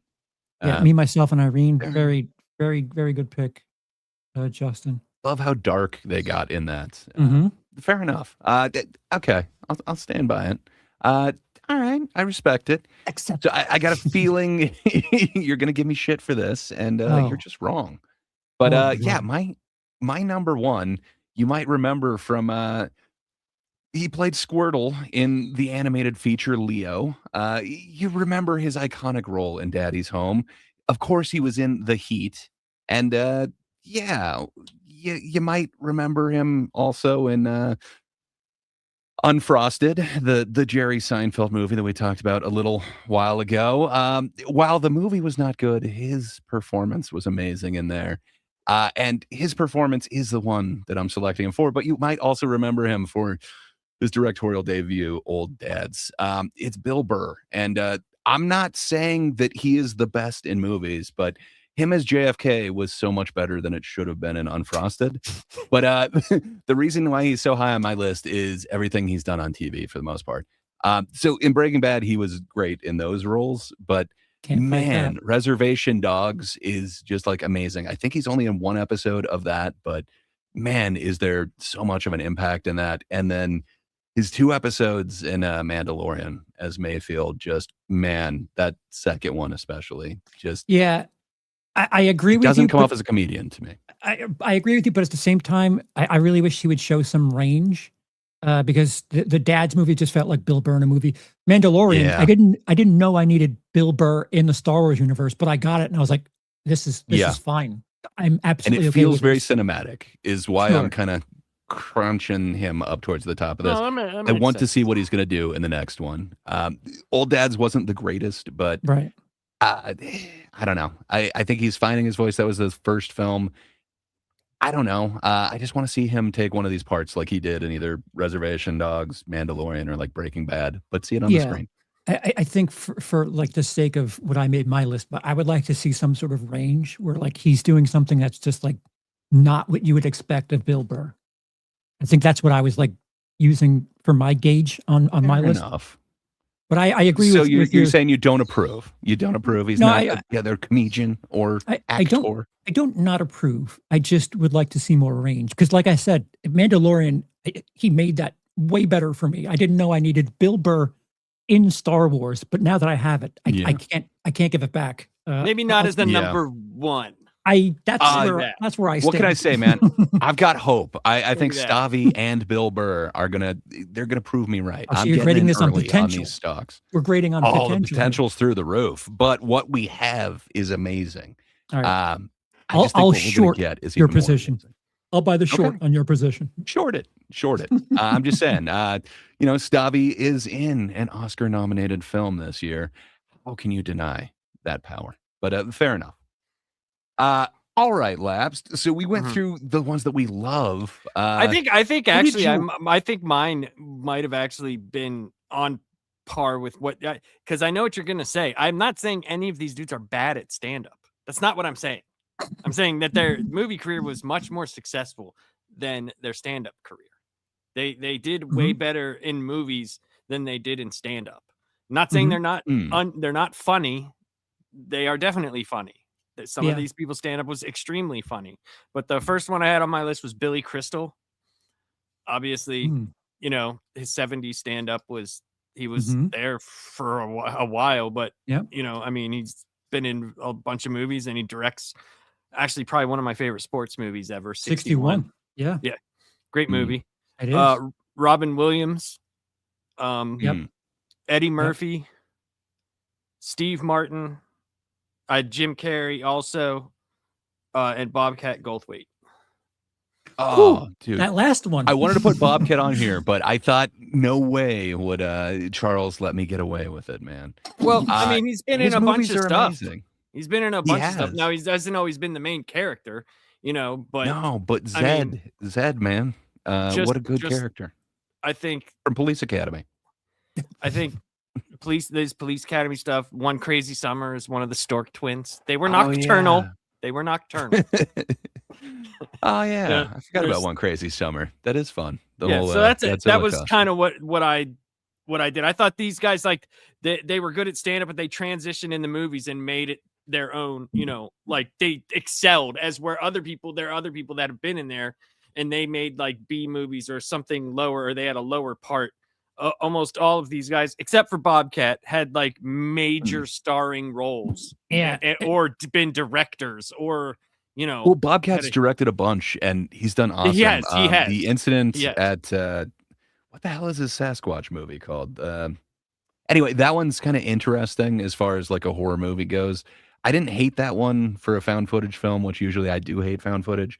And then World's Greatest Dad is just like amazing, and you've got two of them paired together Robin there. Williams in there. Not only Bobcat, but Robin Williams, and I think my favorite performance he's ever given. And I Man. think selfishly, because I enjoyed his comedy so much, I would have preferred Eddie Murphy's transition to be a bit more stretched out because we had 2 dynamite specials, and then suddenly Yes. he was in everything. And of course, good for him, get that money. He had a white hot period where he was just in anything that was action comedy or whatever for 10 years. And he didn't need comedy anymore. And selfishly, I kind of wish there was a bit more of a taper off on stand-up, because man, he was very good at stand-up. Very good. Did you happen to see his doc that they just did? I think it was towards fall of last year. The Eddie one. Eddie Murphy one. Yeah. I have not. He is not necessarily saying that he's coming back to it, but I don't know, man. He might be a prop act in the future. He certainly seemed to enjoy it for a moment. When he was on SNL 50, I didn't know I needed Eddie Murphy in comedy like that again. But I mean, listen, he made a ton of money. He was very successful. For him and his family, I'm happy. But for me, the person who really liked his stand up, I feel robbed. But there's always Raw and Delirious. But I would have loved a trilogy. Just give me a trilogy of specials. But once you have lightning in a bottle twice, what are the odds that you could live up to that? And then when you add the years to all the pressure. Well, I'm I not mean, saying maybe not. now. No, he's not saying now. He's saying at the time he wished it was stretched out a little bit more. Yeah, for sure. Maybe he did something else. I mean, with the stuff that he was doing, he could have just hung around Hollywood for a half a year and had a whole 45 minutes of just talking shit. Yeah. Why would you do that when you get 48 hours? No, I'm not. I'm just saying I could understand back then in the 80s him doing a third one, and I think it probably, I'm not saying it would have been as good, because that's a hard thing when you take something as iconic as those two and you're wearing backwards glasses, nostalgia glasses, and you try to place the person, because it's hard to think of that person the way they were and what they would do in that time frame. It's very hard because we know the person they are now, and that's the only thing that we have is people doing nostalgia acts. So would it work? I don't know. I think so. So a couple of comments. First off, Nightmares and Nerdscapes mentioning that Gumby skit. That is amazing. I absolutely love that Gumby skit. Just thinking about it made me crack up. And then the whole "you ain't got no ice cream." Oh yeah. But Murphy could pull it off again. He came back out of the gate with Dolomite. Have you guys seen enjoyed Dolomite? that. It's very good. Very good. It is strong. Hellhound Scorner says Richard Pryor not mentioned. He was on my list, but I think his stand-up is so far and above his movies that, and I'm not saying that he doesn't have some good roles, but I think his stand-up is so far and above his movie career. That's just my opinion. I wish his movies could have matched what his hilarity level is. So I had to check when Eddie Murphy was pulled over, arrested, had a run with the law with a prostitute. That was 1997. I remember at that point he wasn't quite the superstar that he was. So if that's the line in the sand for Eddie Murphy being able to do a stand-up special, I'll go 5 years back and say 92. After Boomerang, if he did a 45-minute special, and that be the farewell. 92 is a good, It would have been awesome. I just think that's a lot of pressure. It is, but I mean, it's also post-Vampire look where he went to, though. So that's also, I understand what you're saying, Gray, but I also understand where Charles is coming from, because that's a few years before he went full Nutty Professor, Haunted Mansion, this, right? You know what I mean? Right. So he still had a little bit of an edge to him there. So maybe that could be maybe. So Gervais has done his ninth special. This one that he just released is very ho-hum-y, if I do say so. If Eddie Murphy, even he did something in 92 that was comparable to what Gervais did this past year, it's a nice sigh before setting off into the sunset. Agreed. You're fine. You're fine. No, dude, you're awesome. Chat. No, you're fine. No, you're great. Thank you for being in the chat, man. And But yeah, there's a bunch of other ones. Bob Saget was kind of mentioned before. I wish he got to explore a little bit more in movies. Wait, was I know Bob he made Saget Dirty Work. stand up funny though? Yes, I've definitely laughed at him, and he's amazing when he's been on other shows as a guest, kind of like Howie. He's a great asshole. Okay, so I think that his like little, what do they call those where you have like a bit part? I can't think of the word right now. feature. Cameos? Cameo. His cameo in movies are funnier than his stand up to me. Like I watched a bunch of his old stand up because when he Fair came out enough. with that one, it was like a few years before he passed, or maybe I could be wrong on the years, but like he was doing the whole Full House thing and all that. It's like, dude, like we get it. You like dick and fart jokes, and how hilarious is it that always the thing. you were America's dad? Yeah. We get it. Yeah, You're that was an always kind of his thing. asshole. You're just an But asshole. I get then it. again, he directed Dirty Work, man. How dare No, you I'm not- besmirch the but name here's of the an thing. amazing I'm- American hero? I just said, is his stand up good? I didn't say anything else. He's earned my laughs, His and stand-up let me tell you, sucks they a are dick. hard to come Dude, by. I want Gray Uh, fighting a battle defending my honor in anything comedy related. Jesus Christ, you're a simp. He has made me laugh. Richard Lewis. I don't think that dude gets enough credit. Not He only was- is he like perfect in Robin Hood Men in Tights, Men in like Tights. just That's as what I was saying. Yes. yeah, Men in Tights. but he had some more serious roles in other things, and then man, what he's able to do in like Curb Your Enthusiasm. Sadly, it seems like roles just kind of fell off for him. He did a bit of voice work, but yeah, I wanted to see him in more. But do you like his stand up though? I do. He is one of those weird. I view him kind of like Mark Maron before Mark Maron. He's one of those like weird kind of. They're frail but angry type guys. I don't know how to explain it, but my mind kind of lumps them together. I like that guy. What can I say? I couldn't tell Dude's got you a which of his massive specials is head, my man. favorite. Yeah. Massive head. Great, Uh, great, massive head. I want to put Bill Hader on the list. He's done some amazing work in the past, but I don't think Charles would accept him as a stand-up. He is instead a improv guy. I like But, Barry. I think Yeah. Barry, it starts so strong. It started the Yes, start it of started Barry. strong. Yes, it started strong. I thought it got And after, he shows so much after- range in there. After him and the one guy had it out in the cul-de-sac neighborhood, I thought it got kind of a little bit, Oh, it's that so dude, awesome, too. that whole 3 episodes. what is it, fucking Bum Rush? Phenomenal. Yeah, dude, where he's with the little girl, where she's like behind the wet Yeah. bar and he's just bleeding out. I have not laughed that's so much as fantastic. the little girl episode of that. Yeah. So good. And then the last season happened, and it's like, yeah. But yeah, there's some other ones that are always awesome. Of course, Rodney. He wasn't in a shitload of stuff, but man is Back to School, Caddyshack, Easy Money. A lot of those are amazing, but yeah, They're all just Rodney being Rodney. Though. he is being Rodney, which is That's great. the only reason why I didn't put he was I on get you. my regular list, but I was like, well, it's just it's the same. It's the same. Hey, it's not Whitey, saying that where's your hat? Right. It's not that I love Caddyshack, and the only thing I could think of, like, where you got like ladybugs and a few like some stuff like Mhm. that, where you're kind of iffy about it, but it was still Rodney being Rodney. So I kind of lumped them into the same Yeah. vein, like he was just doing his act on film. I To hear give you. To give you some that's kinda- insight, Gray. Oh yes. You know how I am about comedy. I've never, I've done one set in Los Angeles, and I've always had this. New York comedians are like this. LA comedians are like this.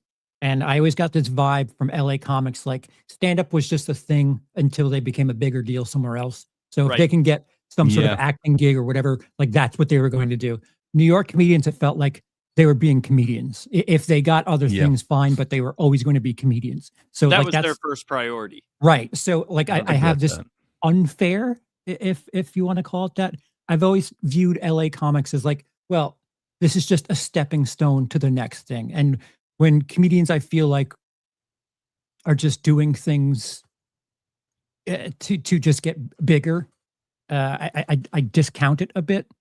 Like George Carlin, the fact that he like just stayed doing like the road and was doing things every now and again, but You his gotta his think of the way that we're kind of told though in America. You know, a comedian, they cut their teeth, and when they go to LA, they're going to get noticed. That's Yeah. what they're going to do.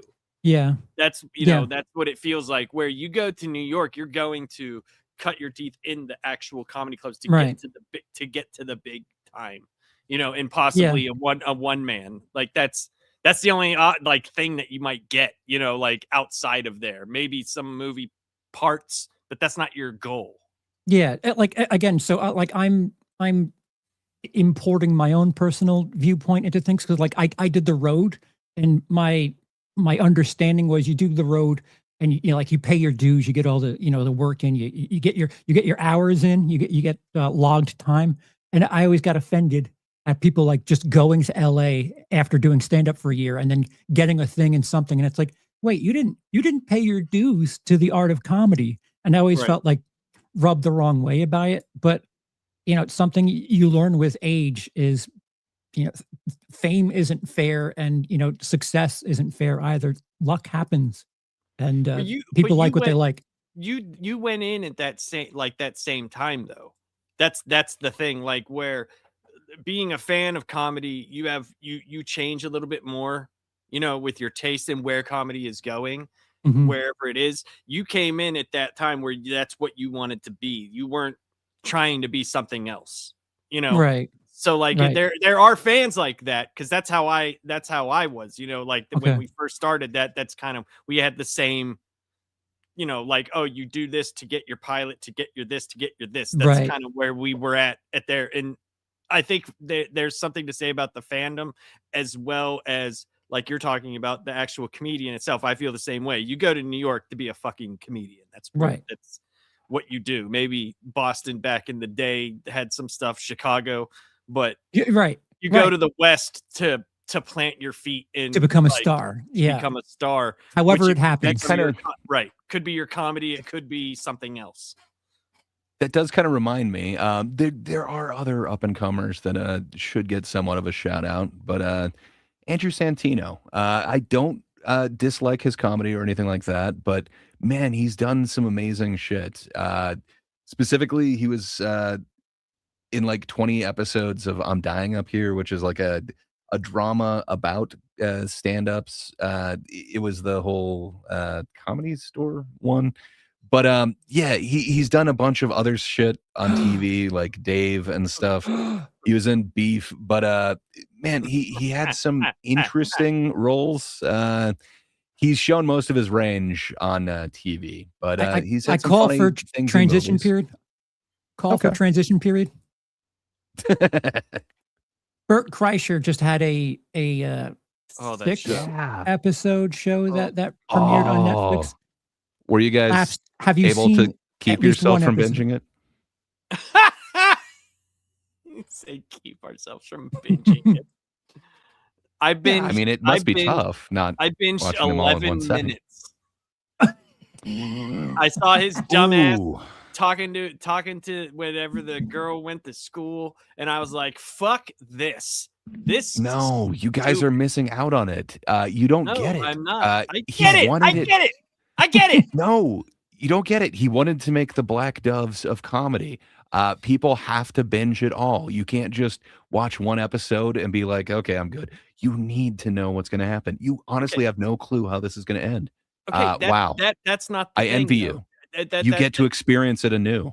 Well, here's the thing though. As sarcastic as you are right now, the problem is I don't need to experience Bert Kreischer any more than I already have. I'm good. I think you do. You need to see his fictional wife, Arden Marie, where I think you need to experience this version of Bert. I think I'm good. But how will you know what his arc is going to be? It's so great. Take the character off. Oh. How did you feel about Free Bert? Because holy fuck. It is a very oddly close sitcom. The camera, the choices of angles are kind of disturbing, and The cinematography is awful. Awful. it is a choice. And then the fact that it's like such a weirdly dark, yeah, I don't know, just the coloration on it. Everything is dark for comedy. It's interesting choices, but I happened to hear him talk about what he was going for, and it literally was Black Doves. He wanted to make a super bingeable sitcom.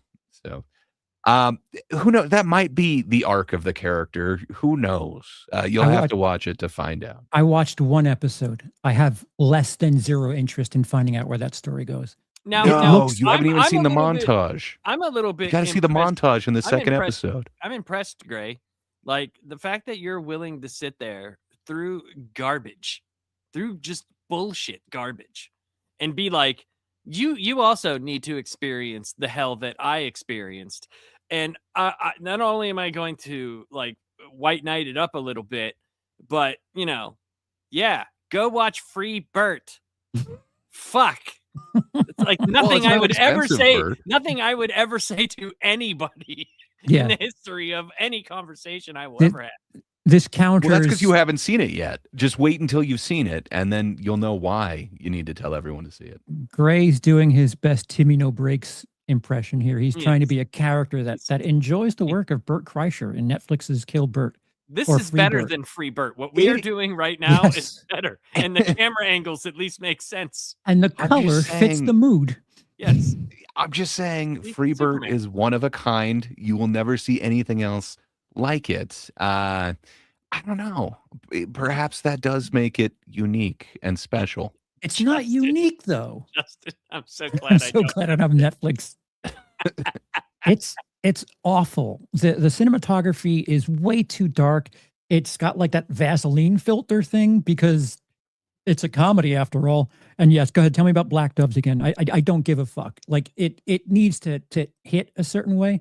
This is far from the first time where a comedian's done some sort of dark, like black comedy thing, but it's just not black comedy. It's just Bert being edgy with his family. Like you need to understand what his perspective is as a comedian because they just drop you in to him and his family that everyone just curses at each other and everything's fine. And like there's no setting these characters up.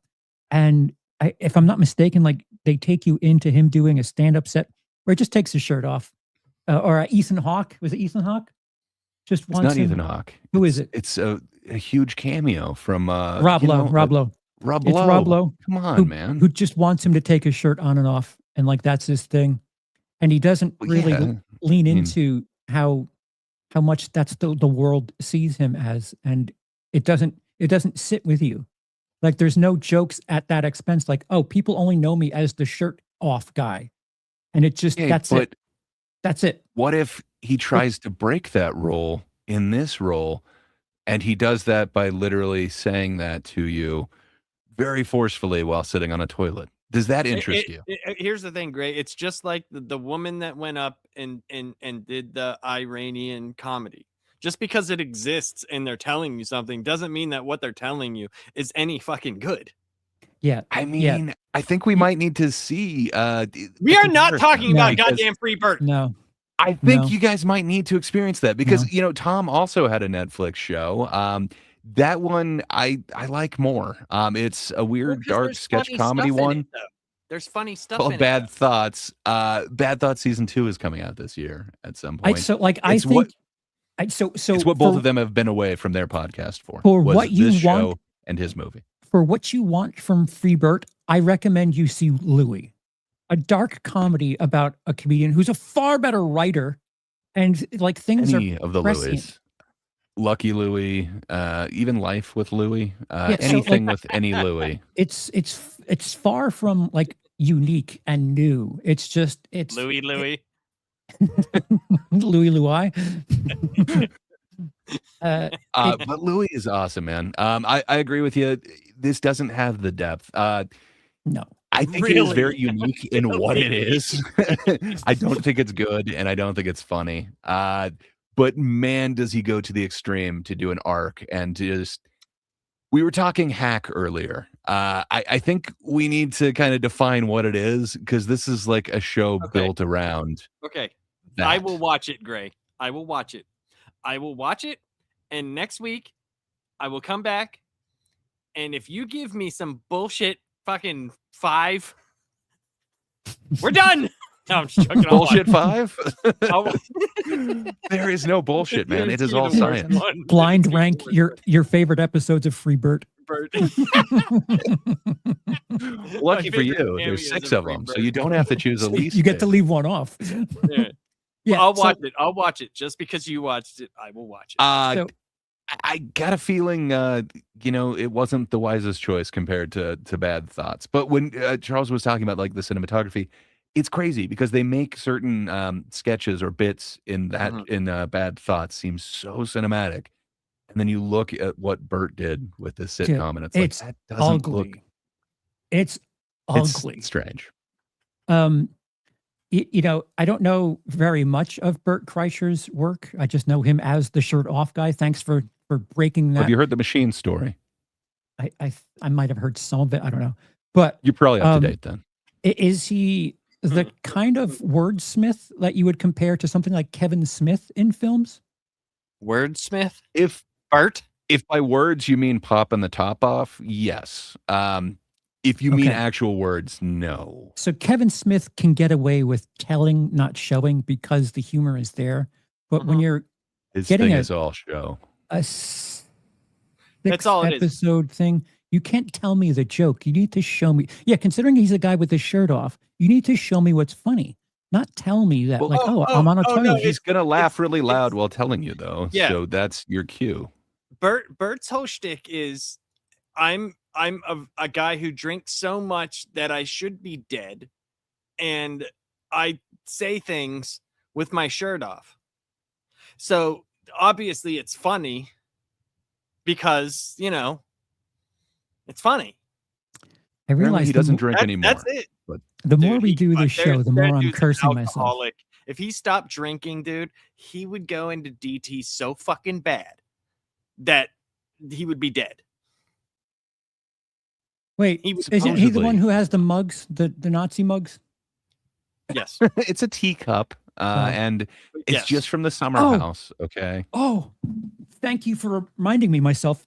He has a joke in there where this is the pilot, mind you, the thing that's supposed to grab your attention and get you to watch the rest of the series. He has a joke in there. Are you where hearing lapsed? Yes. I'm here. I'm just saying this will get you hooked now. Okay. He's going through the I don't know, terms of conditions, the rules of his daughter's school. And he's like, man, there's a lot of rules here. And he says, what is this, Mein Kampf? Mein Kampf is an autobiography. Uh-huh.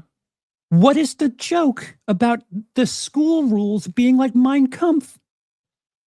Well, Mein he's Kampf is stupid, but Translates there's a to my reference. struggle. It's Uh-huh. Hitler's book about himself. It's not like Well, a he owns the a teacup, guideline. so it's a wink. You just can't say Hitler shit. Like it needs to make sense. You can't just say that Germans. Am I right? That's what you'd think, but if you just start laughing afterwards, you'd be They surprised. don't connect. Like if you're saying that there's a lot of rules here, what is this, War and Peace? Like what do you mean? Is because it's long? What do you mean by Well, he that? actually meant the guy named Warren Peace.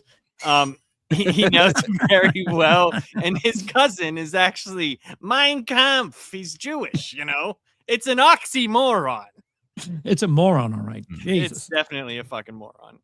Yeah, so like that was the first time I was like, what does that mean? What do you mean by that? Not only does this look like fucking deep fried dog shit, but now you're not making sense with your jokes. You can't just say It won't things be- like It Mein won't Kampf, be the am I last right? time that you experience that if you finish it. But I tapped out. man, I tapped out.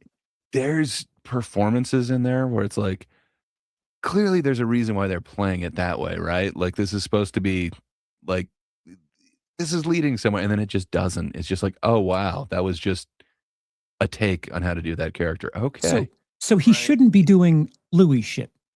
We agree upon that, right? I don't think he can. Yeah. It's a bastard. It has to be a bastardized version.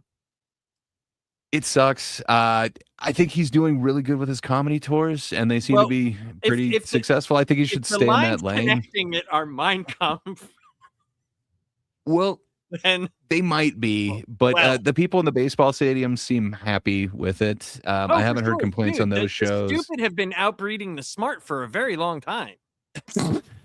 I have not heard anyone praise either his movie The Machine or this show. I don't know, man. And it sucks because he took so much time off of his formerly Wait, that's what popular sucks. podcast to do Isn't this. he like a Well, for him. multi-million-dollar draw for his Yes, Oh, yeah. but touring? it depends. So he's got he's got a lot of mouths to feed, so to speak, and not just like his family, but like people working for him, for his studio, for his podcast. Is he the keeping that Antonio train running. Cromartie of comedy? I don't Yeah, know I the got laughed reference, on but I'm that going to one. say yes. Antonio Cromartie has a lot of children across the country Yes. from I different don't mothers. believe that's his issue. As far as that goes, he seems Junior, like he's a junior. wholesome guy.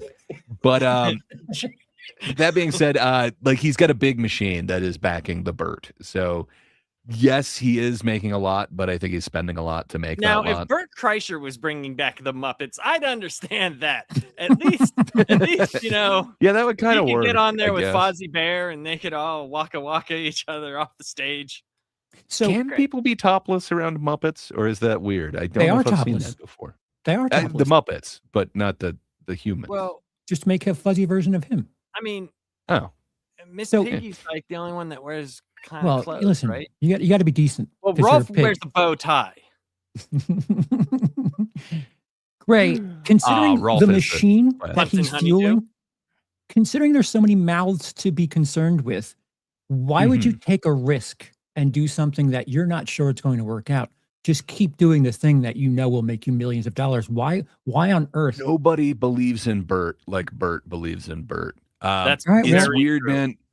If you hear him in any interview, like it's not, hey, what's going on with you? It's here's Bert, and I'm going to talk about Bert, and it's just Bert. Like everything is Bert to him. So I don't know, man. I think he fully is bought into it. I don't think it's a Bert Sona. I think What's that's him. But What's happened to comedy recently where, when I was coming up, self-deprecating was the way to do things, to laugh at yourself and make people laugh at you. Like that was an endearing thing for comedians. But it seems like now, like you have to have an alter ego and tell the world that your shit doesn't stink. And I don't think that's very funny.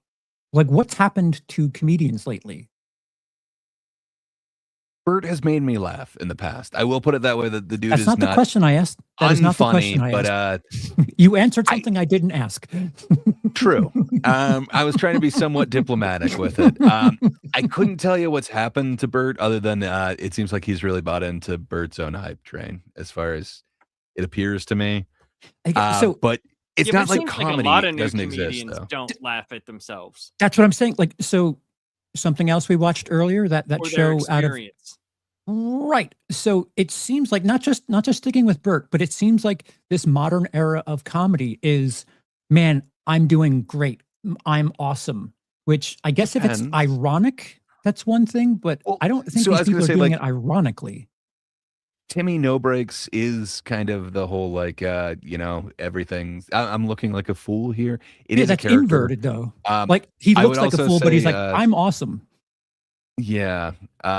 Sarah Squirms, man, she's okay, like putting herself out there looking bad. Like it seems to be very self-deprecating. Again, that's a character. Sure. There were a bunch more specials that I heard.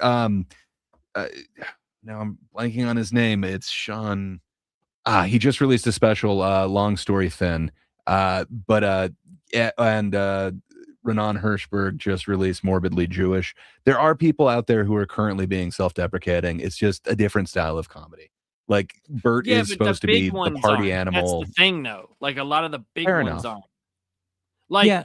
even though he's not doing like Mulaney does, because he talks about like his, terrible childhood, like type of thing, and like the way his parents, even though they were good people, like they raised him real bad, and his drug problems. But like some of the big ones, I like Tom Segura, dude. Like, I'm going to buy a Ferrari. Dude. Look at me. Yeah, and I Dude, think he realized how he up his ass talked he shit was. on poor people. Yeah, He the was like, pores. I basically, like, gotcha. if you're poor, I don't care about you. He did, but he did do Bad Taste after that, and I think he really puts himself in an ugly light in some of those sketches. I don't feel like he's as full of himself as Bert is, but I No. maybe I'm wrong. Okay, so we're kind of off of Bert exclusively at this point, but I think as far as comedians, singing their own praises, being a bit egotistical, you're not allowed to punch down. Like if you're going to present yourself as tough shit, you can't say, I'm going to be canceled, because you're not leaving that road open. It's not a two-way street.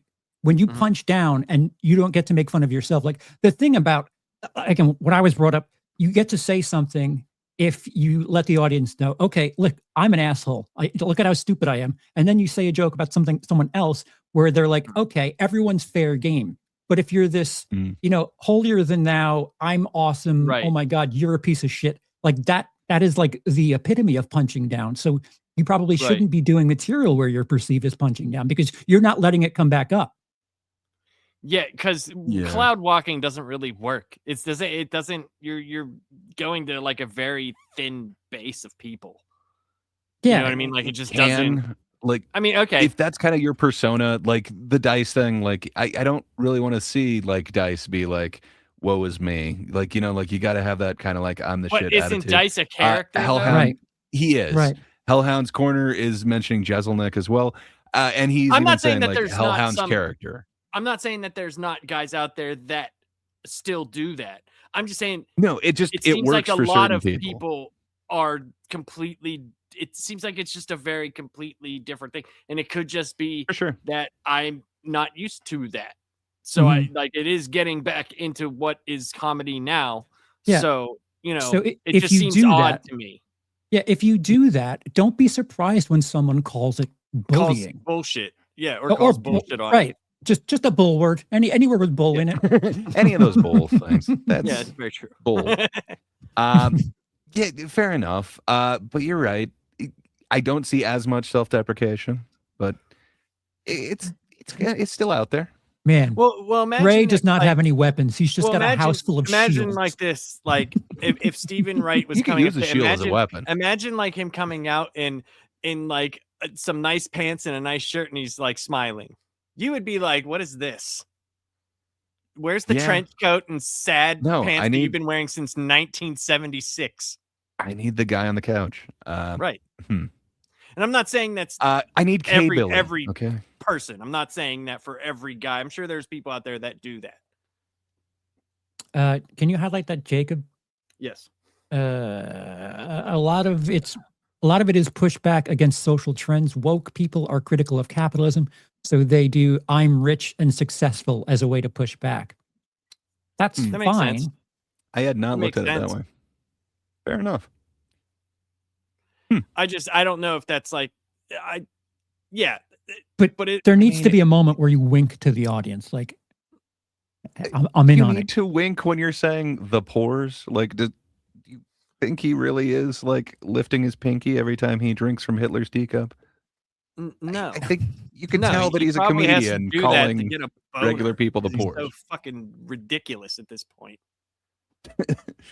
Well, fair enough. All right. Yeah, so I'm We not. went through- I'm not talking about the comedians so much. I'm talking about people that enjoy their comedy and receive it. Again, going back to the 3%. You say something to 100 people, 3%, which is 3 of them, will take it the very wrong way and be loud about it and make the other 97 look bad. I'm concerned for comedians that do stuff, and they're very, very clearly doing a thing, but some fucking weirdo gets the idea that this is the truth, this is the way it should be, and then they go out online and waste their time being a fucking cry bully, and it just makes things look bad for the entire community. Yeah. Yeah. And especially with like videos and information being so at your fingertips, Mm. and we can hear what everybody thinks constantly. Mhm. Trends are more easily seen Yeah. as opposed Yeah. to like a wave. You know, it's like just nonstop. It feels like. Yeah. Like the comedy drama videos I've been suggested, I feel like they're not completely giving full credit to those things. And I have an issue. I have an issue with not just wait treating until you comedy see as comedy. the Charles, satirical you ones have are like you amazing. have like a whole set, bro. Like against comedy, comedy I- against comedy. Comedy against Anti-comedy against comedy. comedians on Right. YouTube who called comedians liars. It's you're not treating that with the right respect. Shut the fuck up. Well, isn't it funny that like it's nowadays with, like I said, I've only ever did it for one comedian, and that was Bert, and only because he does it to himself. You know, like he does it to himself. But isn't it funny that like this day and age, it's like we're such morally offended with comedy. Like, get the fuck over yourself. Like, shut up. Maybe What you the guys are offended by comedy. I'm I not. enjoy jokes. Okay. Yeah, so do I. That's what I'm saying. It's See funny. what Bert's These doing. comedians I are thought the saying, first like, time he popped his top off, it was funny, and then the next 1,000 times, it wasn't nearly as funny. Yeah. Just do the thing.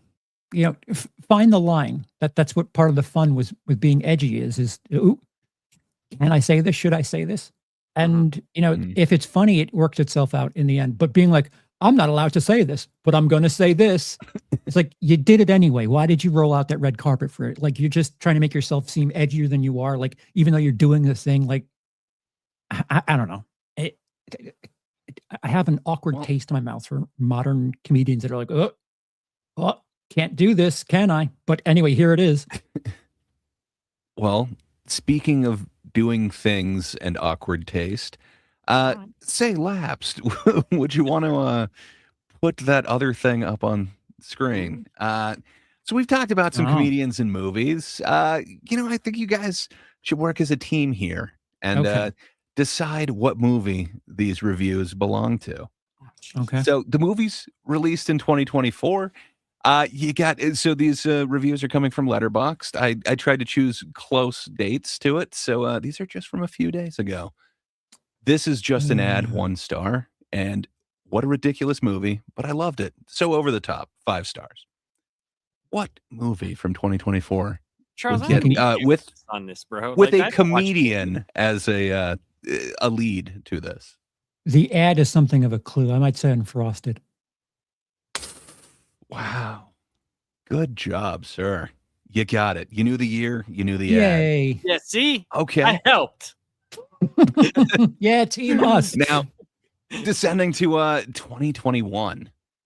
So this movie's from a little while. It was middle of the pandemic. So half a star.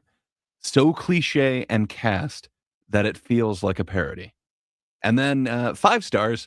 So good. Thanks, Marty. I don't know who Marty is, but yeah, 2021. That first one is not exactly English, cliched and cast.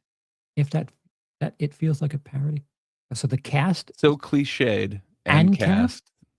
I think they mean it's also cliche. But again, what movie that is starring a stand-up comedian from 2021 is so cliche and cast that it feels like a parody, but it's also so good?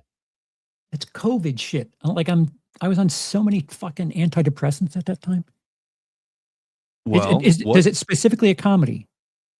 No, it is a stand-up comedian's movie. I don't know. Would you consider Unfrosted to be a comedy? I thought it was more of yeah. I don't know exactly what you'd call that, but no, something along those. Lapsed? You got anything in this? Because I'm like, dude, I have no idea. 2021, like 15 movies came out that year, and I can't think of one. Well, this one is unforgettable. It is Spiral from the Book of Saw, starring the one and only Chris Rock. Who's Marty? You could have experienced it in IMAX for the last time, but yeah. Yeah. Who the fuck is Marty? He's the other guy. I have no idea who Marty is. But okay, so now we're going back in time just a little bit. Again, a movie that is starring a stand-up comedian. This movie was released in 2011. 5 stars. Very funny as always. Wait, I'm sorry. And Well, hold on. What the fuck is cliched and cast about Spiral? you got Chris Rock playing a comedian detective. You've got this whole anti-cop thing, and then the pig puppet. But the pig puppet's always It's been a the thing in twist. Saw. You got Samuel L. Jackson. I don't know. I'm not sure what they're talking about. See, in there. I'm It's bad. not the I don't- greatest review. I never remember dates. Like 2011, bro. Yeah, I get a little fuzzy Like, now. do you know how much heroin I was doing in 2011?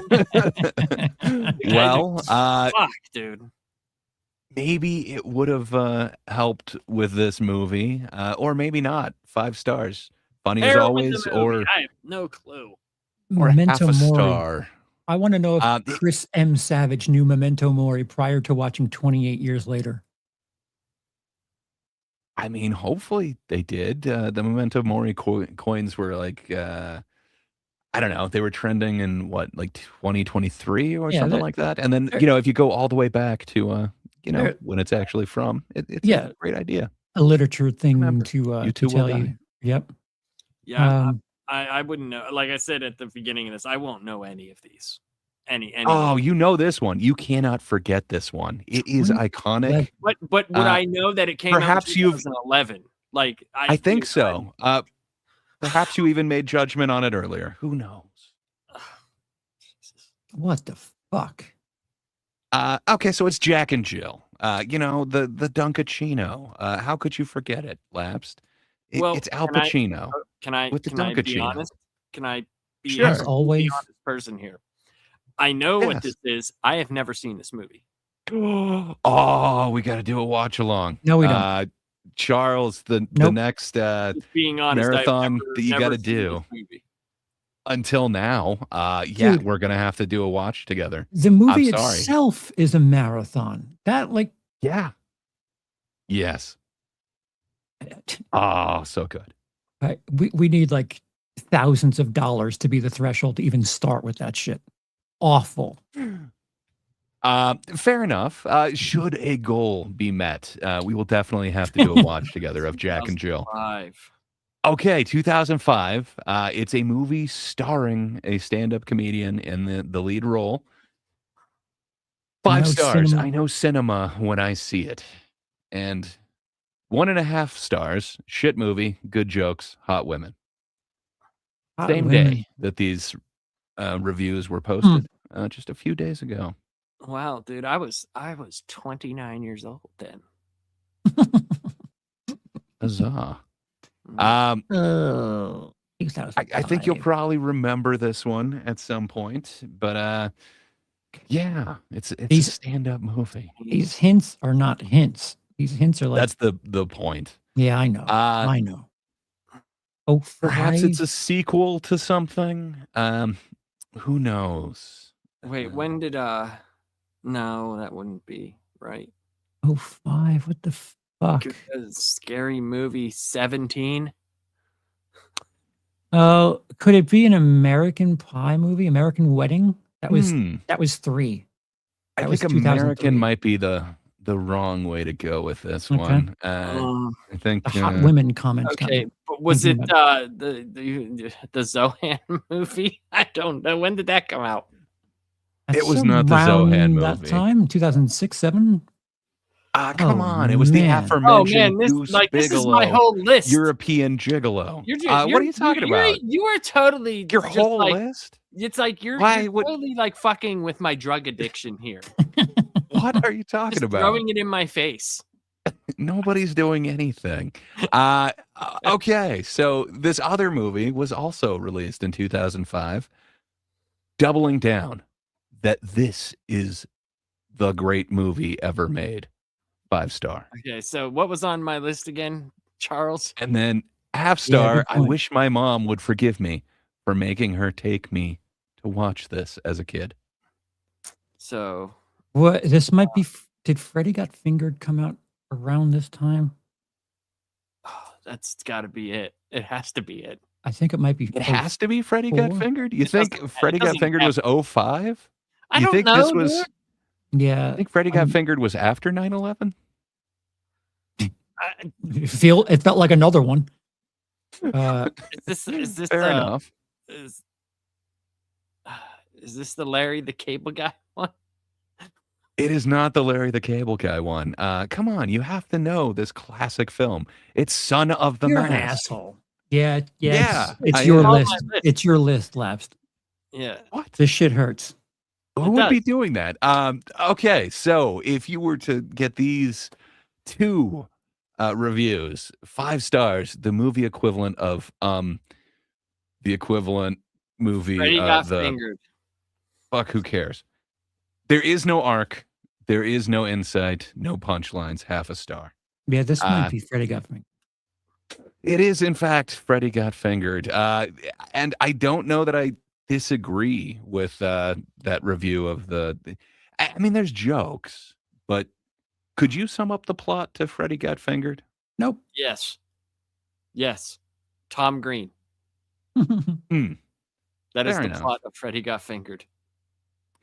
I mean, you're forgetting the wonderful Rip Torn. So good. Oh, But yeah, Jesus. Oh! okay. This So has to be now we're going back a little bit further in time.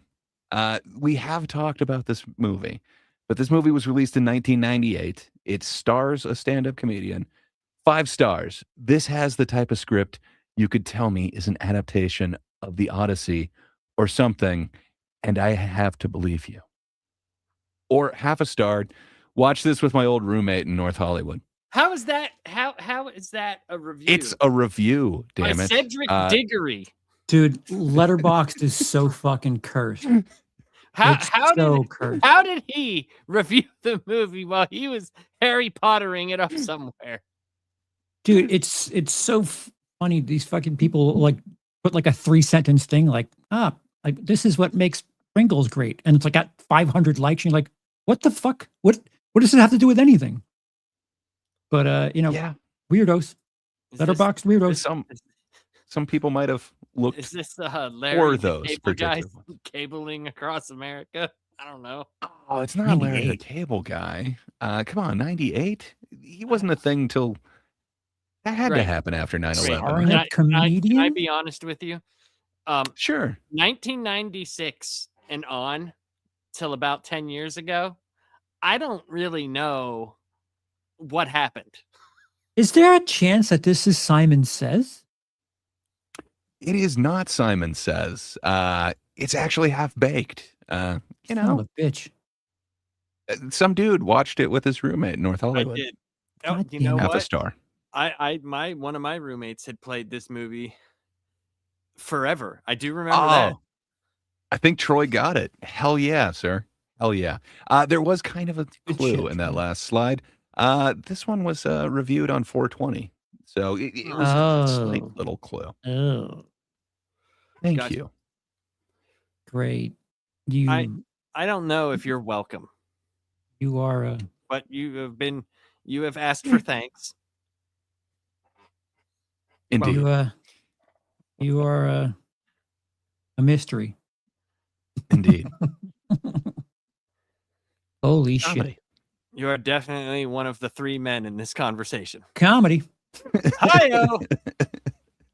Well, Lapsed, what do you have going on in the near future, sir? I got a show tomorrow, but after that, we have me and Warren have a show tomorrow on Batman Fight Night or Night Fight 3.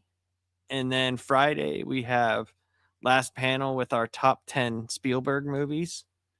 And I'm hoping that my foot heals because I am not doing so good after getting surgery on my knee. And then my right foot looks horrible. Hmm.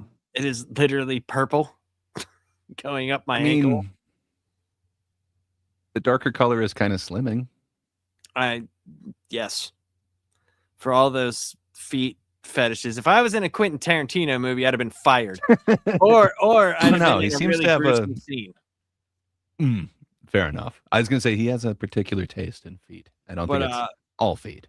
Yeah, that's what I got coming up. Those couple of things.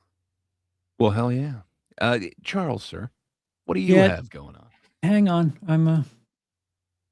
I'm trying to man, my computer's slow. But why don't you tell us what you got, Greg? Because I need to Perfect. make things happen right now. Yeah, The Thinkers this Thursday on what is our channel name? It is YouTube at Thinkers Doing a Think. We get together every Thursday, so just a couple short days from now. You get an international panel breaking down often some news. This time, we got an international panel kind of talking about this latest shooting in Minnesota. So yeah, if that I might be busy. Boy, that sounds fun. I might be busy. yeah, you might be. But yeah, not everyone sees it the same way. So yeah, if you want to get kind of an international opinion, Did they think on it was a that, stabbing? come join us. But we no, it's justification versus not justification. So it's gonna be a fun, interesting discussion there. Usually we all disagree, but we can usually leave amicably. So if that interests you, come join us Thursday night, and then of course Friday on this very channel, the one you're watching now. It is the last panel, YouTube at the last panel 1. If you want to subscribe to the mother channel, but we will be going through our top ranking of Spielberg movies, which Spielberg has done way too many. So yeah, come join us. Tell us what yours are. But that's about all I got going on. Charles, sir, have I vamped long enough for you? Yes. I am sharing Okay. something, formally announcing someplace you'll want to be. You ready? Yep. Friday, February 13th, the same panel here will be doing a live commentary reaction for members only of the Willis Greedy channel. You guys voted on it, and with a commanding 58% of the vote, we will be reacting to, commentating on Basin, as Lapt so conveniently puts it. We're going to that's be gonna doing be it. awesome. We're going to be celebrating Friday the 13th with the least appealing Friday the 13th movie. And that is Period. literally like 2 days away from my birthday. Well, happy birthday to what you a present indeed. to you. Happy birthday, Steve. Space and lives. Yeah. In all of our hearts, for sure. So Space I don't- is phenomenal. I don't know if it's going to hurt or I'll be able to laugh at it, but I can't defend this movie, so maybe we'll just have fun with it. I Look can. at that It'll be great. amazing mask. He knew he was going to space. He knew. Look at it. Look at the brow ridge on the mask. It is glorious. It looks badass, but I don't Look want how- to be a. If you look on the left, look, even he's eye rolling. Like He's like this derp again. facing, like, ugh, here we and go. then he's like, spacing. I've been rejuvenated. Yeah, somehow there was holes in his fucking machete somehow, because that machine that makes things more futuristic, like makes Well, in things more space. futuristic. Well, he needs speed holes for the Yeah. the anti-gravity. I mean, what do you want him to do? Put a spoiler on it, Charles? Come on. Speed It holes are the only way to basically go. Yeah. Dude, So we have an announcement. So this is the announcement for today, but join us, members only on Willis Greedy will be able to watch that and or comment. But we have yeah. something that we're going to slowly be announcing for this show here as of the next episode. So it's kind of exciting. We might Yeah. have a guest or a few a little bit down the road, but And we're going to need it's- your help, everybody. Yeah. It's going to Right. be amazing. we're going to So- open the floor and you guys are going to be able to collaborate with us. Yeah, like, subscribe, click all that shit, dingling, Yeah. do all that Make sure- noise. make sure you like and subscribe, because like for anybody who likes this show, we're actually doing something pretty cool. I think it's going to be awesome. It's going to be really cool, and it's going to be interactive, and it's just going to be a lot of fun. So it's something very different, and I don't think a lot of even just regular shows at this point aren't doing anything like what we're going to be trying to do. And the fact that it's based around comedy, it's going to be a lot of fun, and it's just going to be, it's just gonna be a lot of fun, and I think you guys will enjoy it. And yeah, not as good as Spacing, but no, it'll be eons better than Spacing. It's an ongoing thing. It'll be multiple weeks of this interactivity thing, but furthering that point, commenting too. Like, let us know what you like, what you don't like. Like, help us mold this thing, because your voice is valued and your opinion matters. But even if we don't agree with it, just to hear like what you do like about the show, what you don't like, just feedback is truly important here. I didn't talk to them about this, but we'll talk about this behind the scenes. Since most of the people that come here are from Charles's channel, and a few of my friends that I could just tell, would it be better if we had our own channel and we still did it in here? Would you be rather subscribe to that, or because we want you to subscribe to the channel that we're doing, obviously, to build it, because it coming from Charles's channel is awesome. But if we have more people to this channel, we'll get more, it'll, hit the algorithm better and stuff like that. Not that I don't want Charles's channel to have more people, you know what I'm saying? So just let us know what you guys want. Yeah. And that would help out tremendously. Yeah. Indeed. So you're saying even divorced of the last panel is what you're saying. Right. Because we could just TGIT the channel, because it's not like there's many the people that are subscribed to that. I'm sure there's a few from your channel, but they're mostly the same people, like, that I could say, hey guys, go to this channel as well. I'm not saying we have to. I just didn't know if that's a thing. Well, it looks like we got one vote from Nightmares and Nerdscape for building a channel. Wait, Nightmares and Nerdscape says, I kind of like this whole Gray likes this, so we don't thing we got going. My budget would thank you, but a channel makes sense if you're looking to build this. I don't understand the budget thing. Nightmares and Nerdscapes very graciously dumped 50 memberships on everyone. Oh, is that what he's saying? He would add more members for the Jason things? I think I understand. I didn't understand the terminology there, but yeah, we appreciate everything. Yeah, it wasn't an attempt at getting money, if that's what you took from that. Yeah, no. I don't. I'm not understanding that. But if we're gonna stay here, then try to subscribe to the last panel and share it out so more people can come to here. That's kind of what we're getting at. Not anything like that. Yeah. Yeah, but comments, they're very important. I'm saying have one channel to support all three of you. Makes sense. Yeah.